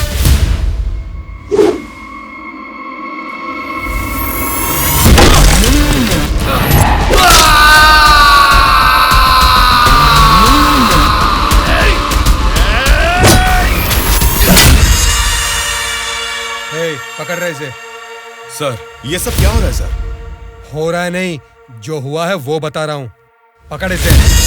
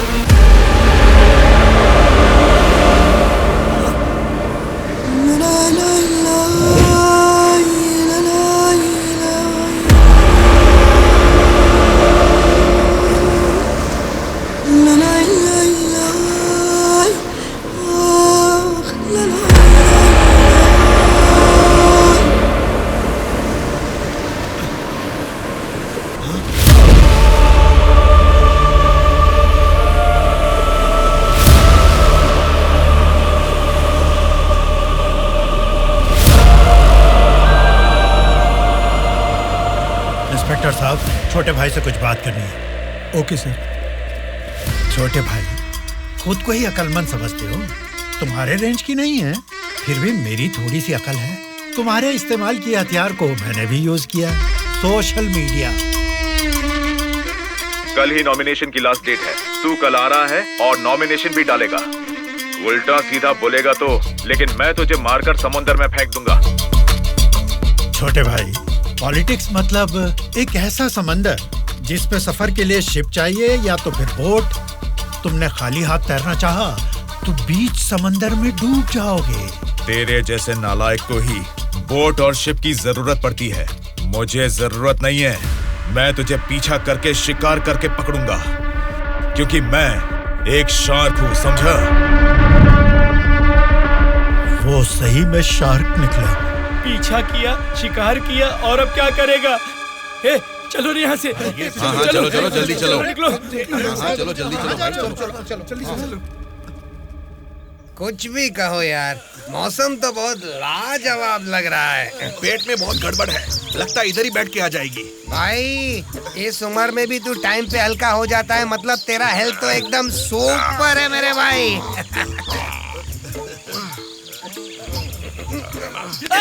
अरे मेरा पेट गड़बड़ चल रहा है यार। मारे मर रहा हूँ, ऊपर से तुम लोग गोली चला रहे हो। तेरी गोली से हम लोग डरने वाले नहीं है, समझा? ठंडे ठंडे पानी से नहाना चाहिए, जाना या ना। तू पागल हो गया क्या? कोई अपना लीज खुला छोड़ के नहाता है क्या? मैं तो डर ही गया। मेरे लीज पे बुरी नजर डालता है। घर में बाप भाई है कि नहीं? अभी भी तेरा लीज जीत रही है, एनाकोंडा नहीं बना पाया। तुम लोगों को लीच और एनाकोंडा में फर्क नहीं समझता है क्या? लीच हो या एनाकोंडा हो, बीन बजाने से भी कोई फर्क नहीं पड़ने वाला है। अरे इस जंगल में बीन अरे ठीक से नहाने भी नहीं देता है, ठीक से हल्का भी नहीं होने दिया, गोलियां पे गोलियां चलाया जा रहा है। ये क्या हाल हो गया हमारा? एक नहीं, दो नहीं, पूरे 120 एमएलएस को प्री प्लान तरीके से किडनैप करके ले गया है। मेरी समझ में नहीं आ रहा क्या करूं।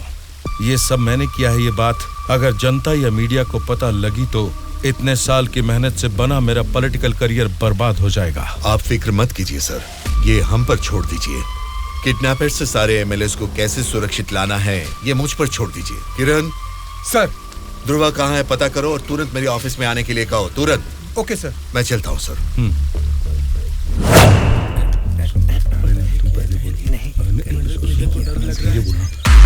मुझे तो डर लग रहा है।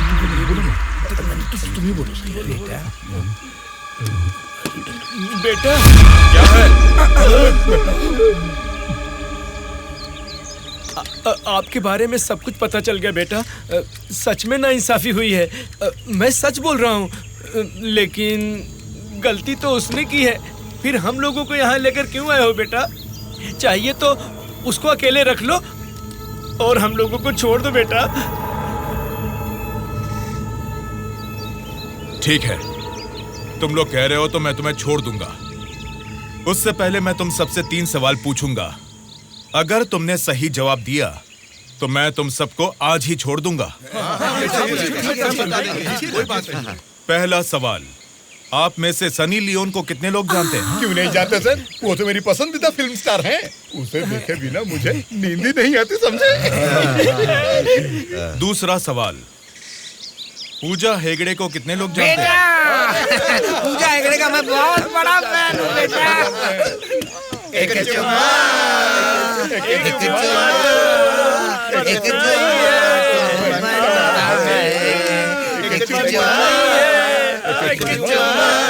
बेटा एक दूसरा गाना सुनाता हूँ, सुनो तुम।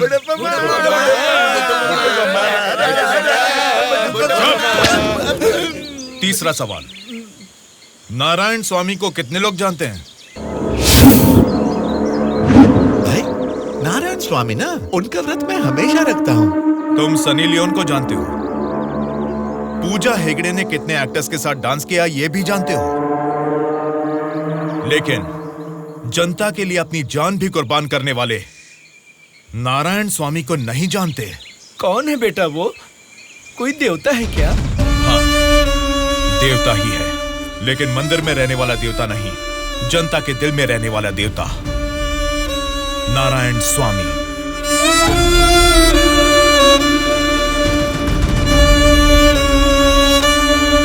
नमस्कार सर। नमस्ते माँ जी। नमस्ते नमस्ते।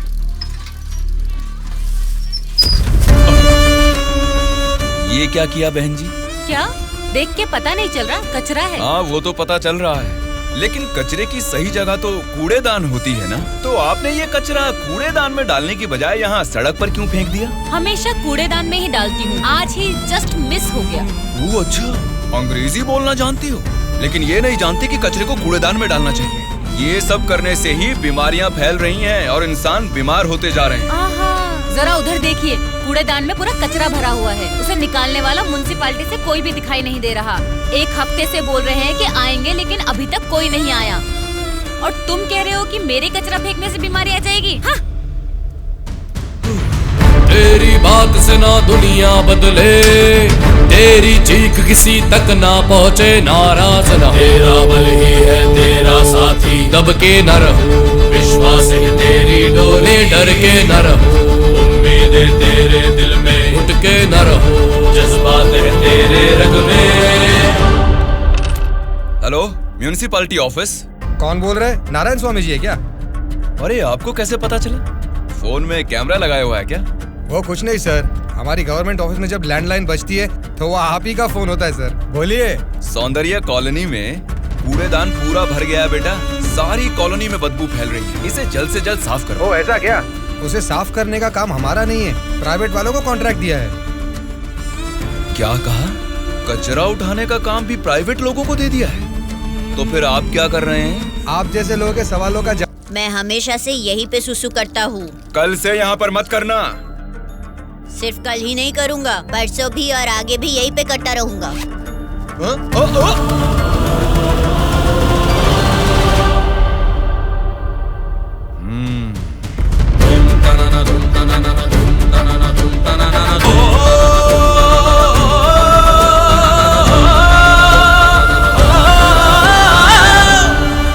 क्या हुआ? क्यों नहीं पेशाब किया? तुम अच्छे लड़के हो, इसीलिए नहीं कर पाए। ये एक बीज है। ऐसे क्या देख रहे हो? इसको फेंक दोगे तो मिट्टी में मिल जाएगा, लेकिन अगर इसे बो दोगे तो उसी मिट्टी को फाड़कर ये जल्द ही पौधा बन जाएगा। तुम इस बीज जैसे ही हो बेटा। ये बीज एक बड़ा वृक्ष बनेगा, खाने को फल देगा। अगर नहीं भी दे पाया तो कम से कम 10 लोगों को छांव देगा, बारिश लाएगा।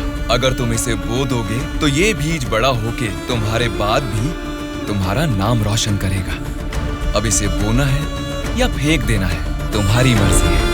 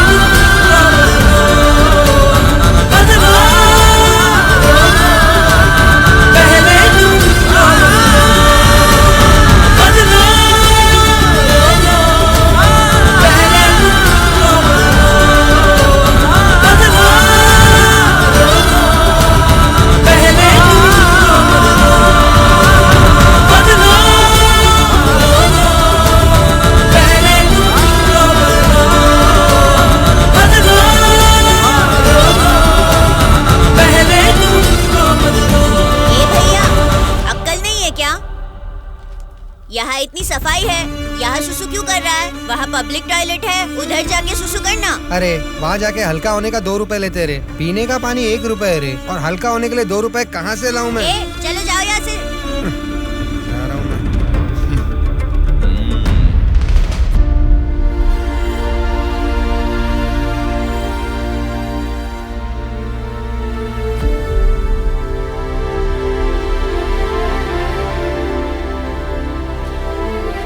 बेटा, राष्ट्रीय झंडे को उल्टा नहीं लगाते, गलत बात। राष्ट्रीय झंडे को ऐसे लगाते हैं, ऊपर केसरी, नीचे हरा। चलो झंडा फहराओ। क्या सोच रहे हो? तुम्हारा बोया हुआ बीज ही नहीं, मेरा बोया हुआ बीज भी बढ़ने लगा है, जल्द ही पेड़ बन जाएगा। चलो फहराओ।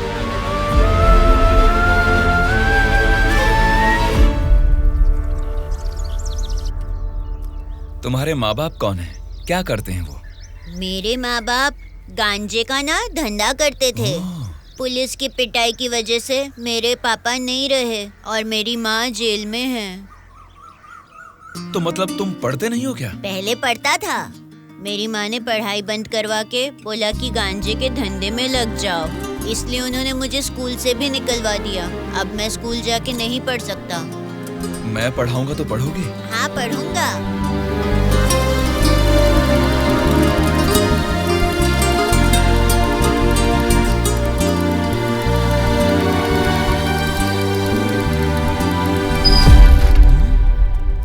क्या कर रहे हो? स्कूल के बच्चों को दारू बेचना गलत बात है, वो भी इतने छोटे बच्चों को। 18 से कम उम्र वालों को दारू नहीं बेचनी। पता है ना तुम कानून का उल्लंघन कर रहे हो। कौन मैं? कानून की आंखों पर तो पट्टी बंदी है। पट्टी निकालो और अपने पीछे जेब में डाल दो। सिगरेट की दुकान स्कूल के बाजू में हो सकती है, मेरी वाइन शॉप नहीं हो सकती। मैंने कानूनन लाइसेंस लेके ये शॉप यहाँ खोली है। वैसे ही धंधा नहीं होने से हम परेशान हैं और तुम यहाँ आकर उपदेश देकर टाइम और धंधे की वाट लगा रहे हो। पढ़ाई करने वाले बच्चों को ही नहीं, पैसा मिलेगा तो दूध पीने वाले बच्चे को भी दारू बेचूंगा मैं, समझा तू? मेरा धंधा ही धर्म है। एक तो गलत काम कर रहे हो, ऊपर से चिल्ला रहे हो। हाँ चिल्लाऊंगा, क्या कर लेगा तू?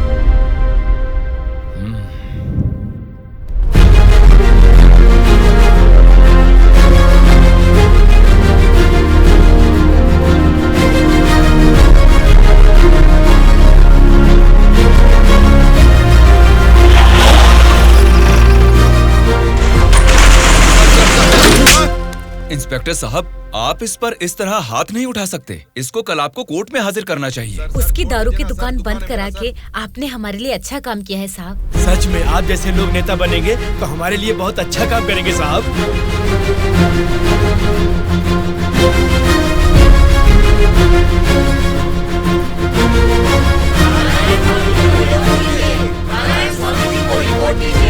उस दिन जनता ने नारायण स्वामी को बहुत अच्छी मेजॉरिटी से जिताया था।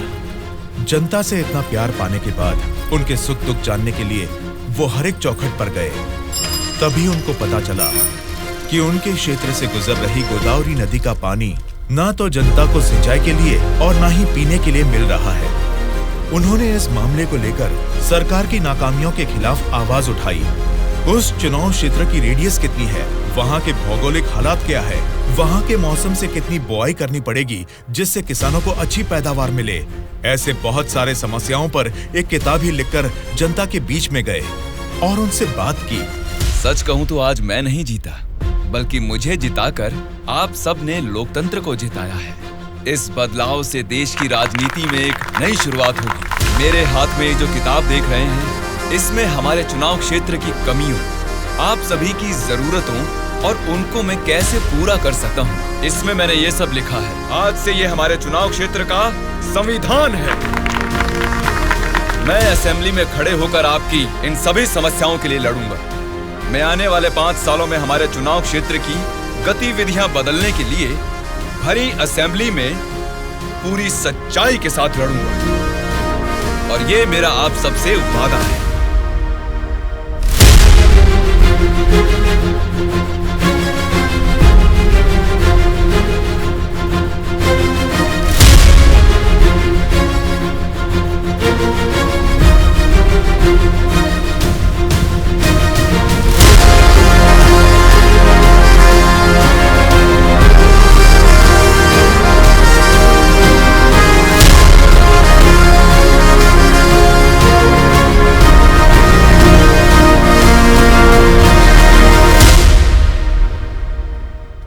स्पीकर महोदय, ये हमारे चुनाव क्षेत्र की समस्याओं की किताब है।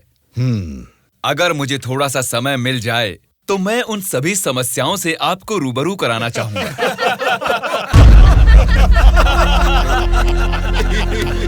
अरे आप लोग हंस क्यों रहे हैं? मैंने कोई कॉमेडी की है क्या? नहीं ना, हंसना बंद कीजिए। अध्यक्ष महोदय, नारायण स्वामी जी को देखकर ऐसा नहीं लगता कि असेंबली में आए हैं, किताब लेकर स्कूल में पढ़ने आए हैं ऐसा लगता है। अरे ये आप क्या कह रहे हैं? इसमें हमारे चुनाव क्षेत्र की समस्याएं लिखी हैं।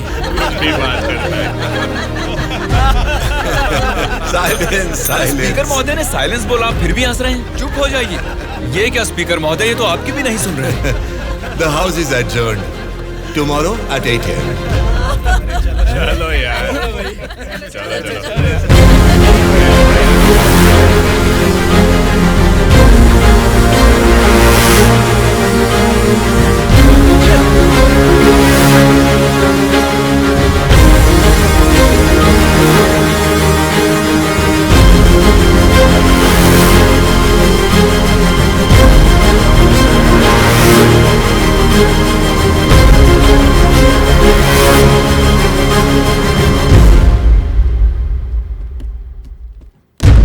भास्कर रेड्डी जी, आज का अधिवेशन आपसे शुरू करते हैं। अध्यक्ष महोदय, पिछले सरकार की भ्रष्टाचार की वजह से पूरे राज्य का सर्वनाश हो गया है सर। क्यों सर्वनाश हुआ है उसकी वजह बता रहा हूँ अध्यक्ष महोदय। प्रचार तो राम राज्य का हो रहा था, लेकिन राज्य में राक्षस राज्य हो गया है अध्यक्ष महोदय, इसलिए इस तरह बात करनी पड़ रही है। ये क्या बोल रहे हो तुम? हमारी सरकार को राक्षस की सरकार बोल रहे हो? मुंह पे जुबान है तो क्या कुछ भी बोलोगे भास्कर रेड्डी? आगे के 5 साल तुम सत्ता में कैसे रहोगे ये मैं भी देखूंगा। तुम क्या देखोगे? मुंह बंद करके बैठो, नहीं तो बैठ जाएंगे। क्या कर लोगे तुम? मैं क्या करूंगा? हमारी मेजोरिटी कितनी है पता है ना? 100 लोग हैं। अगर हम चाहेंगे तो तुम में से एक भी असेंबली को छोड़कर नहीं जा सकता। हाँ, कुरुक्षेत्र में कौरव भी 100 ही थे, याद है ना? लेकिन अंत में क्या हश्र हुआ उनका? हमने भी हाथ में चूड़ियां नहीं पहन रखी। बहुत बोल चुके हो तुम, अब बैठ जाओ। तुम कौन होते हो हमें बिठाने वाले? तेरे सामने ही बोल रहा हूँ, अगर हमें गुस्सा आ गया ना तो असेंबली छोड़ के कोई भी बाहर नहीं जा पाएगा, कह रहा हूँ। क्या कह रहे हो? नहीं जा पाएंगे मतलब मारोगे हमें? दम है तो आ जाना, देखते हैं। ये क्या रे, हम लोग कुछ बोलते नहीं इसलिए सर पे चढ़ गए। तब से तुम ही हमें उकसा रहे हो। हमें उकसाएगा और हम भड़केंगे भी नहीं। हम क्या घूंघट ओढ़ के बैठे हैं? हिम्मत है तो हमको रोक के दिखा। जोश देखना है तो फिर आ जाओ, इधर का इधर ही फैसला कर देते हैं। आ जाओ, आ जाओ, आ जाओ। मैं तो आ जा। बैठ जाइए आप लोग, बैठ जाइए, शांति रखिए। भास्कर रेड्डी जी, मैंने साइलेंस बोला ना, कंट्रोल रखिए। साइलेंस, साइलेंस, आप सब लोग बैठ जाइए। Silence, silence. 1 घंटे के लिए सभा को स्थगित करता हूँ। भद्राचलम चुनाव क्षेत्र के एमएलए नारायण जी को मैं बात करने के लिए अनुमति देता हूँ। महोदय, आज इस सभा में मैं इन सभी के सामने एक बात बोलना चाहता हूँ। प्रोसीड। महोदय, यहाँ बैठे सभी लोग जनता के प्रतिनिधि हैं। जनता ने वोट दी, इसीलिए ये जीते। वोट देने वाली उस जनता के बारे में कोई बात ना करके इस सभा में एक दूसरे को कोसना, झगड़ा करना अच्छी बात नहीं है साहब। देखा जाए तो ये बेशर्मी है। अध्यक्ष महोदय, नारायण स्वामी जी अपनी मर्यादा का उल्लंघन कर रहे हैं। जनता ने आंख बंद करके वोट डालकर हमें नहीं चुना है। अध्यक्ष महोदय, इनकी मजाल तो देखिए, हमें बेशर्म बोलता है। इस बात के ऊपर तो नारायण स्वामी जी को तुरंत हमसे यहाँ क्षमा मांगनी चाहिए, अभी के अभी।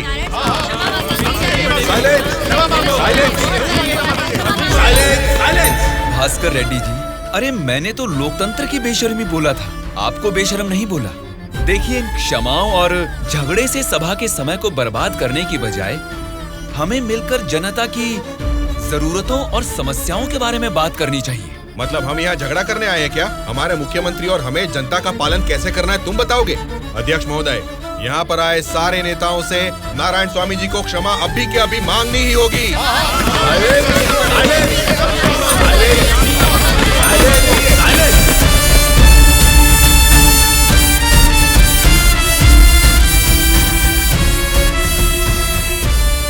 उनके बर्ताव से तुम क्यों दुखी हो रहे हो? सब ठीक हो जाएगा साहब, एक बार फिर आपको बोलने का मौका जरूर मिलेगा साहब। गूंगे को माइक पकड़ा देंगे तो कुछ फायदा थोड़ा ही होगा। जितने भी मौका देंगे होने वाला कुछ नहीं है। सोच समझ के तो बात ही नहीं कर पाता है ये। बोलू, क्या बात कर रहा है तू? पागल हो गया है क्या?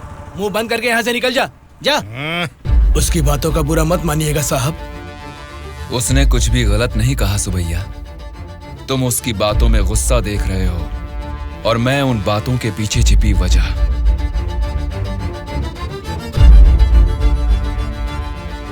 महोदय, हमारे चुनाव क्षेत्र में सारे संसाधन हैं, लेकिन उन्हें कैसे इस्तेमाल करना है हमारे लोग ये ना जानने की वजह से पीछे रह गए हैं। इस बारे में सरकारी पार्टी को कई बार विनती करने के बाद भी वो लोग फंड्स अलॉट नहीं कर रहे हैं। अगर ऐसा ही रहा तो हमारे चुनाव क्षेत्र की जनता हम पर भरोसा कैसे करेगी? बोलिए महोदय। नारायण स्वामी जी, आपके चुनाव क्षेत्र की जनता की समस्या के बारे में अगली बैठक में जरूर चर्चा करेंगे। अब बैठ जाइए। स्पीकर महोदय, अभी तो मैंने बस अपनी बात रखनी शुरू ही की है और आप मुझे बैठने के लिए बोल रहे हैं। नारायण स्वामी जी, प्लीज आप बैठ जाइए। श्रीनिवास जी, आप बात कीजिए। अध्यक्ष महोदय, इस सभा में सभी को बोलने का अधिकार है। मुझे अपने चुनाव क्षेत्र की समस्याओं के बारे में बात करने दीजिए। प्लीज नारायण स्वामी जी, आप बैठ जाइए। कम से कम मुझे 10 मिनट तो बोलने दीजिए महोदय, विनती है। श्रीनिवास जी, आप अपनी बात रखिए। स्पीकर साहब, सीएम के राज्य में राज की हालत देखेंगे तो द्वापर युग का मानो राम राज्य वापस आ गया हो महोदय। ये बात मैं नहीं कह रहा हूँ, स्वयं जनता जनार्दन बोल रही है महोदय। स्पीकर साहब, राम ने राज किया त्रेता युग में, द्वापर युग पाला है श्री कृष्ण जी ने। पहले ठीक से इतिहास को जान ले, फिर बात करें। बोला था ना, गूंगे को माइक थमा देने से कुछ नहीं होने वाला। देख लिया, नेता तो ऐसा होना चाहिए जिसके सदन में बोलने से सब थर थर कांपे, सबकी धज्जियां उड़े, जरूरत पड़े तो वो लड़ने पे आ जाए। ये सारे गुण होते हैं सदन के नेता के। और हमारे इस नेता को देखो, इनमें एक भी ऐसा गुण नहीं है। हम सभी लोगों ने अपनी पढ़ाई लिखाई बंद करके आपको इलेक्शन जितवाया था। किस लिए? ताकि हम सब लोग बेरोजगार बैठे रहे, कुछ ना करें। लेकिन आपको देख के तो लगता नहीं है कि आप हमारी समस्याओं को दूर कर पाएंगे। ऐसा बोल रहा हूँ बोल के कुछ गलत मत समझिए। असेंबली में गला फाड़ के चिल्ला के बात करने वाले को ही नेता बोलते हैं। एक जुझारू नेता ही हमारी समस्या को सुलझा सकते हैं। एक सलाह देता हूँ, एमएलए पद से ना आज ही इस्तीफा दे दो। भद्राचल के चुनाव क्षेत्र के एमएलए नारायण स्वामी जी को बात करने के लिए अनुमति देता हूँ। अध्यक्ष महोदय, हमारे चुनाव क्षेत्र के चारों ओर पानी ही पानी है, लेकिन एक घूंट भी पीने लायक नहीं है महोदय। वहाँ के लोगों की स्थिति बहुत खराब है महोदय, जरा उनके बारे में कुछ सोचिए। और सिर्फ एक यही समस्या नहीं है साहब, शिक्षा, चिकित्सा, रोड, मैं तो कहता हूँ पूरा क्षेत्र समस्याओं ही समस्याओं से भरा है महोदय। इसीलिए मेरी आपसे विनती है कि अध्यक्ष महोदय, नारायण स्वामी जी के चुनाव क्षेत्र में सिर्फ और सिर्फ जनता को ही सारी समस्याएं हो रही है, लेकिन इनके राज्य में सरकार बनाने वाली पार्टी के गुंडों की वजह से वहाँ के जनता की जान जा रही है। अध्यक्ष महोदय, सत्ता इनके हाथ में है और पैसे बनाना ही इनकी पार्टी का मकसद है। दरअसल सत्ता में रहकर इन्हें अपनी दारू की दुकानें चलानी है और सारा इल्जाम हम पे थोपना है। अध्यक्ष महोदय, हम सिर्फ दारू की दुकान ही चला रहे हैं साहब। ये विपक्ष के लोग जब सत्ता में थे तब सीधा ब्रोथेल हाउस ही चला रहे थे। हाँ साहब, ये सही कह रहा हूँ मैं। जरा उनको देखिए, बोलते कुछ है, करते कुछ और है। देखिए सर, ये कैसी बातें कर रहा है, कितना गिरा हुआ आदमी है ये। अध्यक्ष महोदय, साइलेंस, साइलेंस। मैंने क्या गलत कह दिया अध्यक्ष महोदय? ये रमा देवी कौन है, क्या चरित्र है इनका? एक जमाने में रेड लाइट एरिया में उन्होंने क्या गुल खिलाए हैं सब जानते हैं।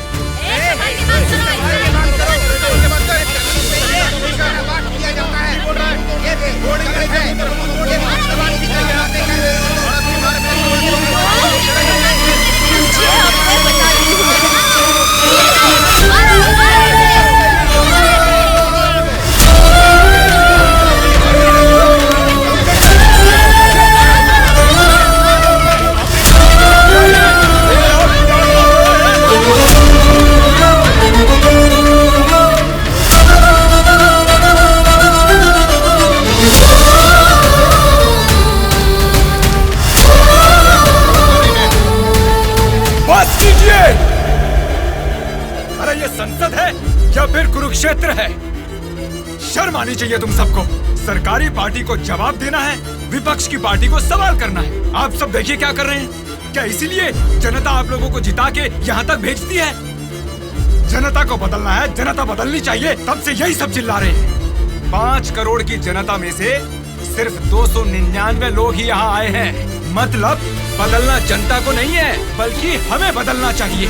हमारे ऊपर भरोसा करके हमको वोट देके जिताने वाली जनता के लिए हमें कोई लड़ाई या जंग करने की जरूरत नहीं है, बल्कि उनकी समस्याओं की चर्चा करके उनकी जरूरतों को पूरा कर दें, यही बहुत है। लेकिन तुम लोग देखो क्या कर रहे हो, सिर्फ और सिर्फ अपने फायदों के बारे में सोच रहे हो और भोली भाली जनता को धोखा दे रहे हो। ये सब कुछ मैं इसलिए नहीं बोल रहा कि मैंने मार खाई और मेरा कुर्ता फट गया।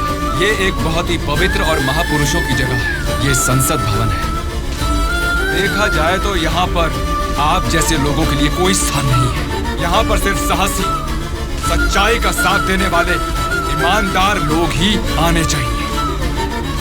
जब ऐसे लोग इस संसद भवन में आने शुरू होंगे, सिर्फ और सिर्फ तभी इस राज्य और देश का भला हो सकता है। अंकल, उदास क्यों हो आप?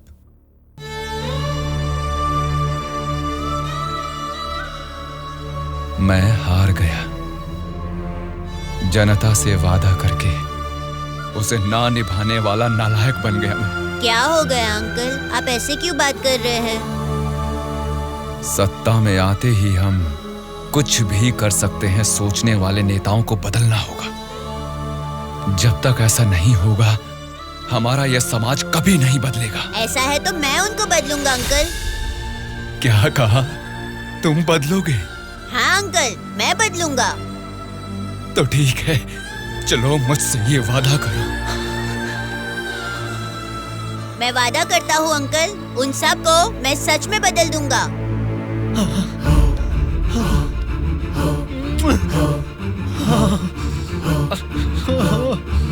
बदलना है, तुमको ही बदलना है, तुम ही बदलोगे।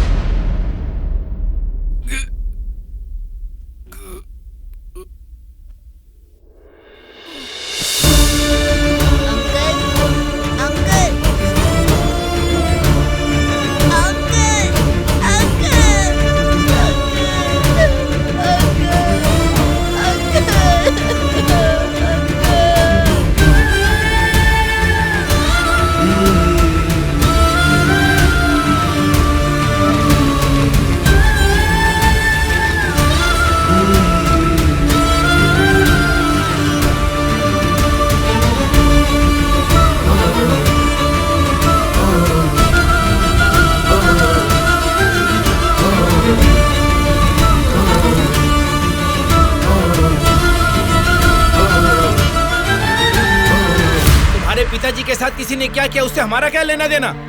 हम लोग जनता की सेवा करने वाले हैं, हमें यहाँ बुलाकर तकलीफ देना ठीक बात नहीं है। जनता की सेवा? क्या जनता की सेवा करते हैं आप लोग? एक एक करके बताइए। हर महीने बुजुर्गों को राशन मिल रहा है, और यही नहीं, अपाहिजों को हर महीने पेंशन दिया जा रहा है, बेरोजगारों को बेरोजगारी भत्ता दिया जा रहा है। इतने अच्छे काम कर रहे हैं, ये सब सेवा नहीं है क्या?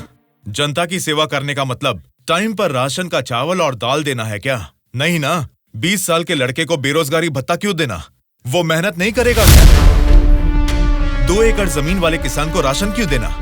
वो फसल उगा नहीं सकता क्या? आप लोगों की मेहनत करने की काबिलियत को मारकर उनकी पैदावार करने की क्षमता को बुरी तरह कुचल रहे हैं। जिस दिन आप लोग जनता को मुफ्त की चीजें देने के बजाय उनको ये बताएंगे कि मेहनत करना ही बेहतर है, उसी दिन आप लोग जनता की सच्ची सेवा कर पाएंगे सर। मतलब हम पर बिना यकीन के जनता हमको जिता रही है। आपका नाम मारुति राव है ना? हाँ हाँ। आपका चुनाव क्षेत्र रामापुरम है ना? सही कहा, रामापुरम ही है। आपके रामापुरम के बारे में आप क्या जानते हैं, थोड़ा बताएंगे सर? क्या रखा है रामापुरम में? 4 वार्ड है, 6 सरकारी अस्पताल है और 20 प्राइवेट अस्पताल है। उसके बाद 12 सिनेमा घर और 130 वाइन शॉप है। इसके अलावा अलग अलग क्षेत्र के लोग हैं, अलग अलग जात के लोग हैं और अलग अलग धर्म के लोग हैं। बाकी ओसी कास्ट तो सब कुछ मिला जुला के 1 लाख। इनके अलावा BC SC ST ये सब मिला के 2 लाख वोटर हैं। उतना ही नहीं, फिल्म डायरेक्टर सुकुमार जी और हीरोइन अंजलि जी दोनों यही पैदा हुए थे। कुंडली निकालोगे क्या? Nice information sir. उसी रामापुरम में जहाँ हजारों किसान रहते थे, अब कुछ गिनती के ही क्यों रह गए हैं सर? मुझे नहीं मालूम, किसानों के बारे में हम इतना कुछ नहीं जानते। तुम बोलो, तुम्हें मालूम है तो? रामापुरम की पूरी वोटरों की गिनती है 4,80,000। उनमें पुरुष है 2,50,000, स्त्रियां है 2,28,000, बाकी लोग है 3rd जेंडर। वहाँ बारिश और पानी की सुविधा ज्यादा होने के कारण धान और गन्ना जैसे फसलों के लिए वो जमीन अनुकूल है। अब हम प्रॉब्लम की बात करेंगे। रामापुरम मेन सेंटर में एक बड़ी डंपिंग यार्ड है और वहाँ के रोड्स के बारे में हम आपको जितना कम बताएं उतना ही अच्छा है। ये सरकारी पार्टी की MLA है, आपकी पूछताछ सही है, लेकिन हम तो विपक्ष के हैं ना, हमें इनके साथ क्यों उठा के लाए? एक विपक्षी पार्टी होने के नाते आपको गवर्नमेंट का सपोर्ट नहीं है, लेकिन आवाज उठाने के लिए असेंबली तो है ना। समस्याओं पर वहां क्यों नहीं बात करते?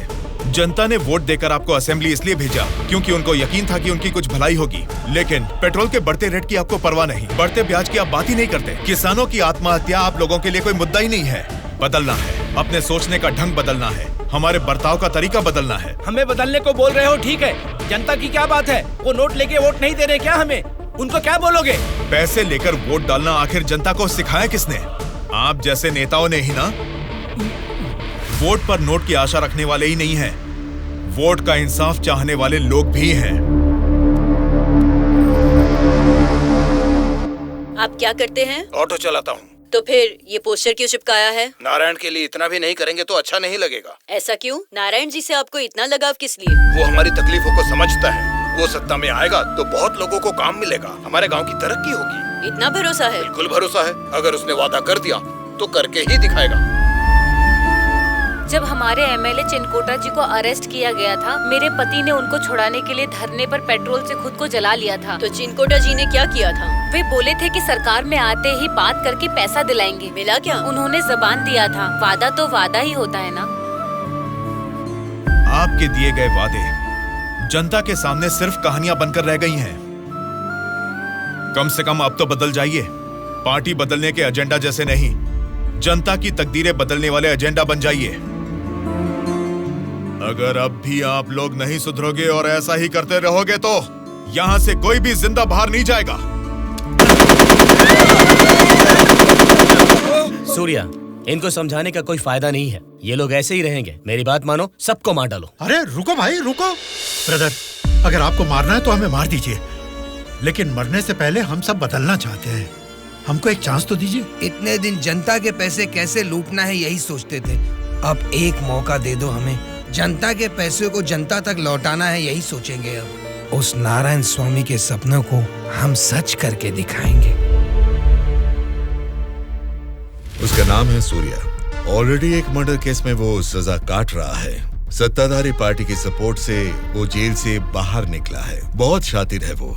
बड़ी होशियारी से वो दोनों पार्टियों के एमएलए को किडनैप करके लेके गया है। उसका प्लान क्या है, उसने क्यों किडनैप किया है, उसके सिवा और किसी को पता नहीं है। समझ गया सर। वो जहाँ भी हैं, सब एमएलए को सेफली लाने की जिम्मेदारी मेरी।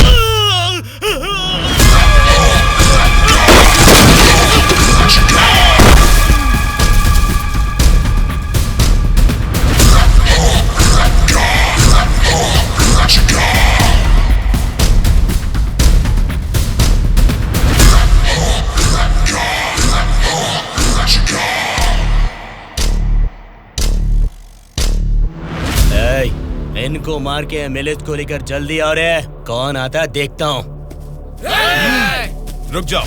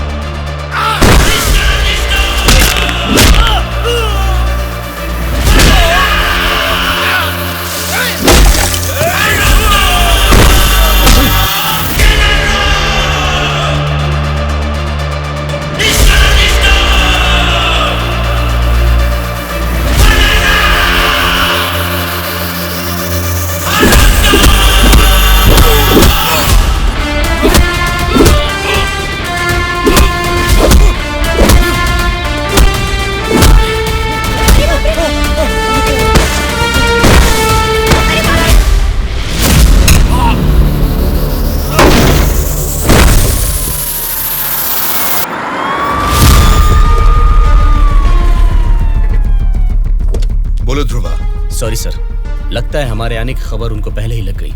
What? हाँ सर, जब तक हम पहुंचे वो सब एमएलए को लेकर यहाँ से चला गया। तो अब क्या होगा?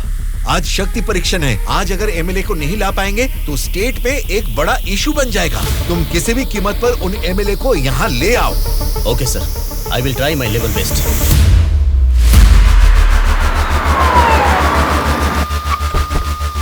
ये लीजिए मैडम फाइल, सबके दस्तखत हैं इसमें।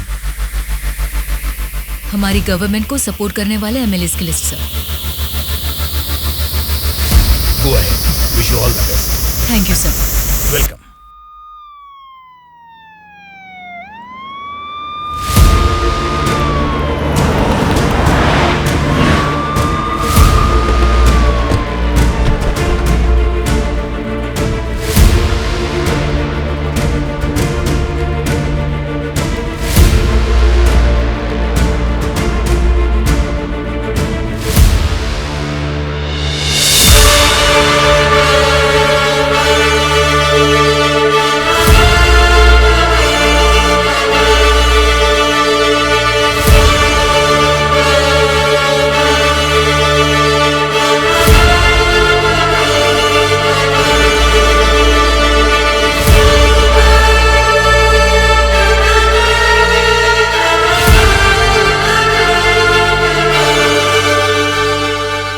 राज्य में पहली बार महिला चीफ मिनिस्टर बनने के लिए कांग्रेचुलेशंस श्यामला भारती जी।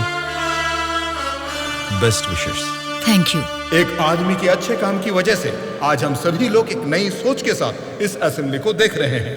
ये बात तो हमें मानना ही पड़ेगा। ये सदन पवित्र मंदिर जैसा है। इसकी गरिमा के लिए हमें सभ्य बर्ताव करना ही पड़ेगा। सबसे पहले मैं विपक्ष पार्टी से दरख्वास्त करूंगा कि उनके पास जनता की जो भी समस्याएं हैं उसका जिक्र इस सदन में करें।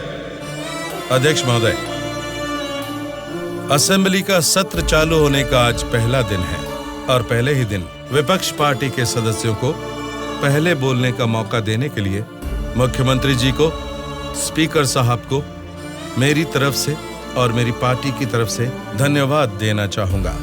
पिछले 2 सालों में कोरोना महामारी ने जनता के जीवन को अस्त व्यस्त बना दिया है। जनता के स्वास्थ्य के बारे में अब समय आ गया है कि हम जाग जाएं। उसके लिए गरीब लोगों को इंसाफ दिलाने के लिए सारे विपक्ष की तरफ से मैं प्रार्थना करता हूं। इस मुद्दे पे मैं राज्य के मुख्यमंत्री श्यामला जी से दरख्वास्त करूंगा कि कुछ बोलें। अध्यक्ष महोदय, सबसे पहले बिना झगड़ा किए ऐसे अच्छे वातावरण में जनता की भलाई के लिए और उनकी उन्नति के लिए एक उपयोगी बिल को इस सभा में प्रस्तुत किया गया है, जिसके लिए विपक्ष पार्टी के नेता राम मोहन राव जी का और उनकी पार्टी का मैं अभिवादन करती हूँ।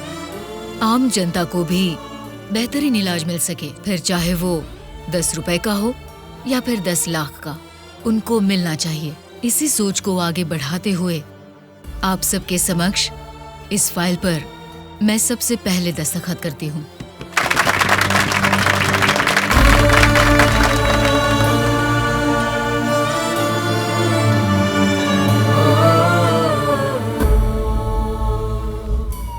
तुमने जो सोचा उसे पा लिया सूर्या। नेक्स्ट टारगेट क्या है? हमारे देश की तरक्की जो कोई भी रोक रहा है वो लोग ही मेरा नेक्स्ट टारगेट।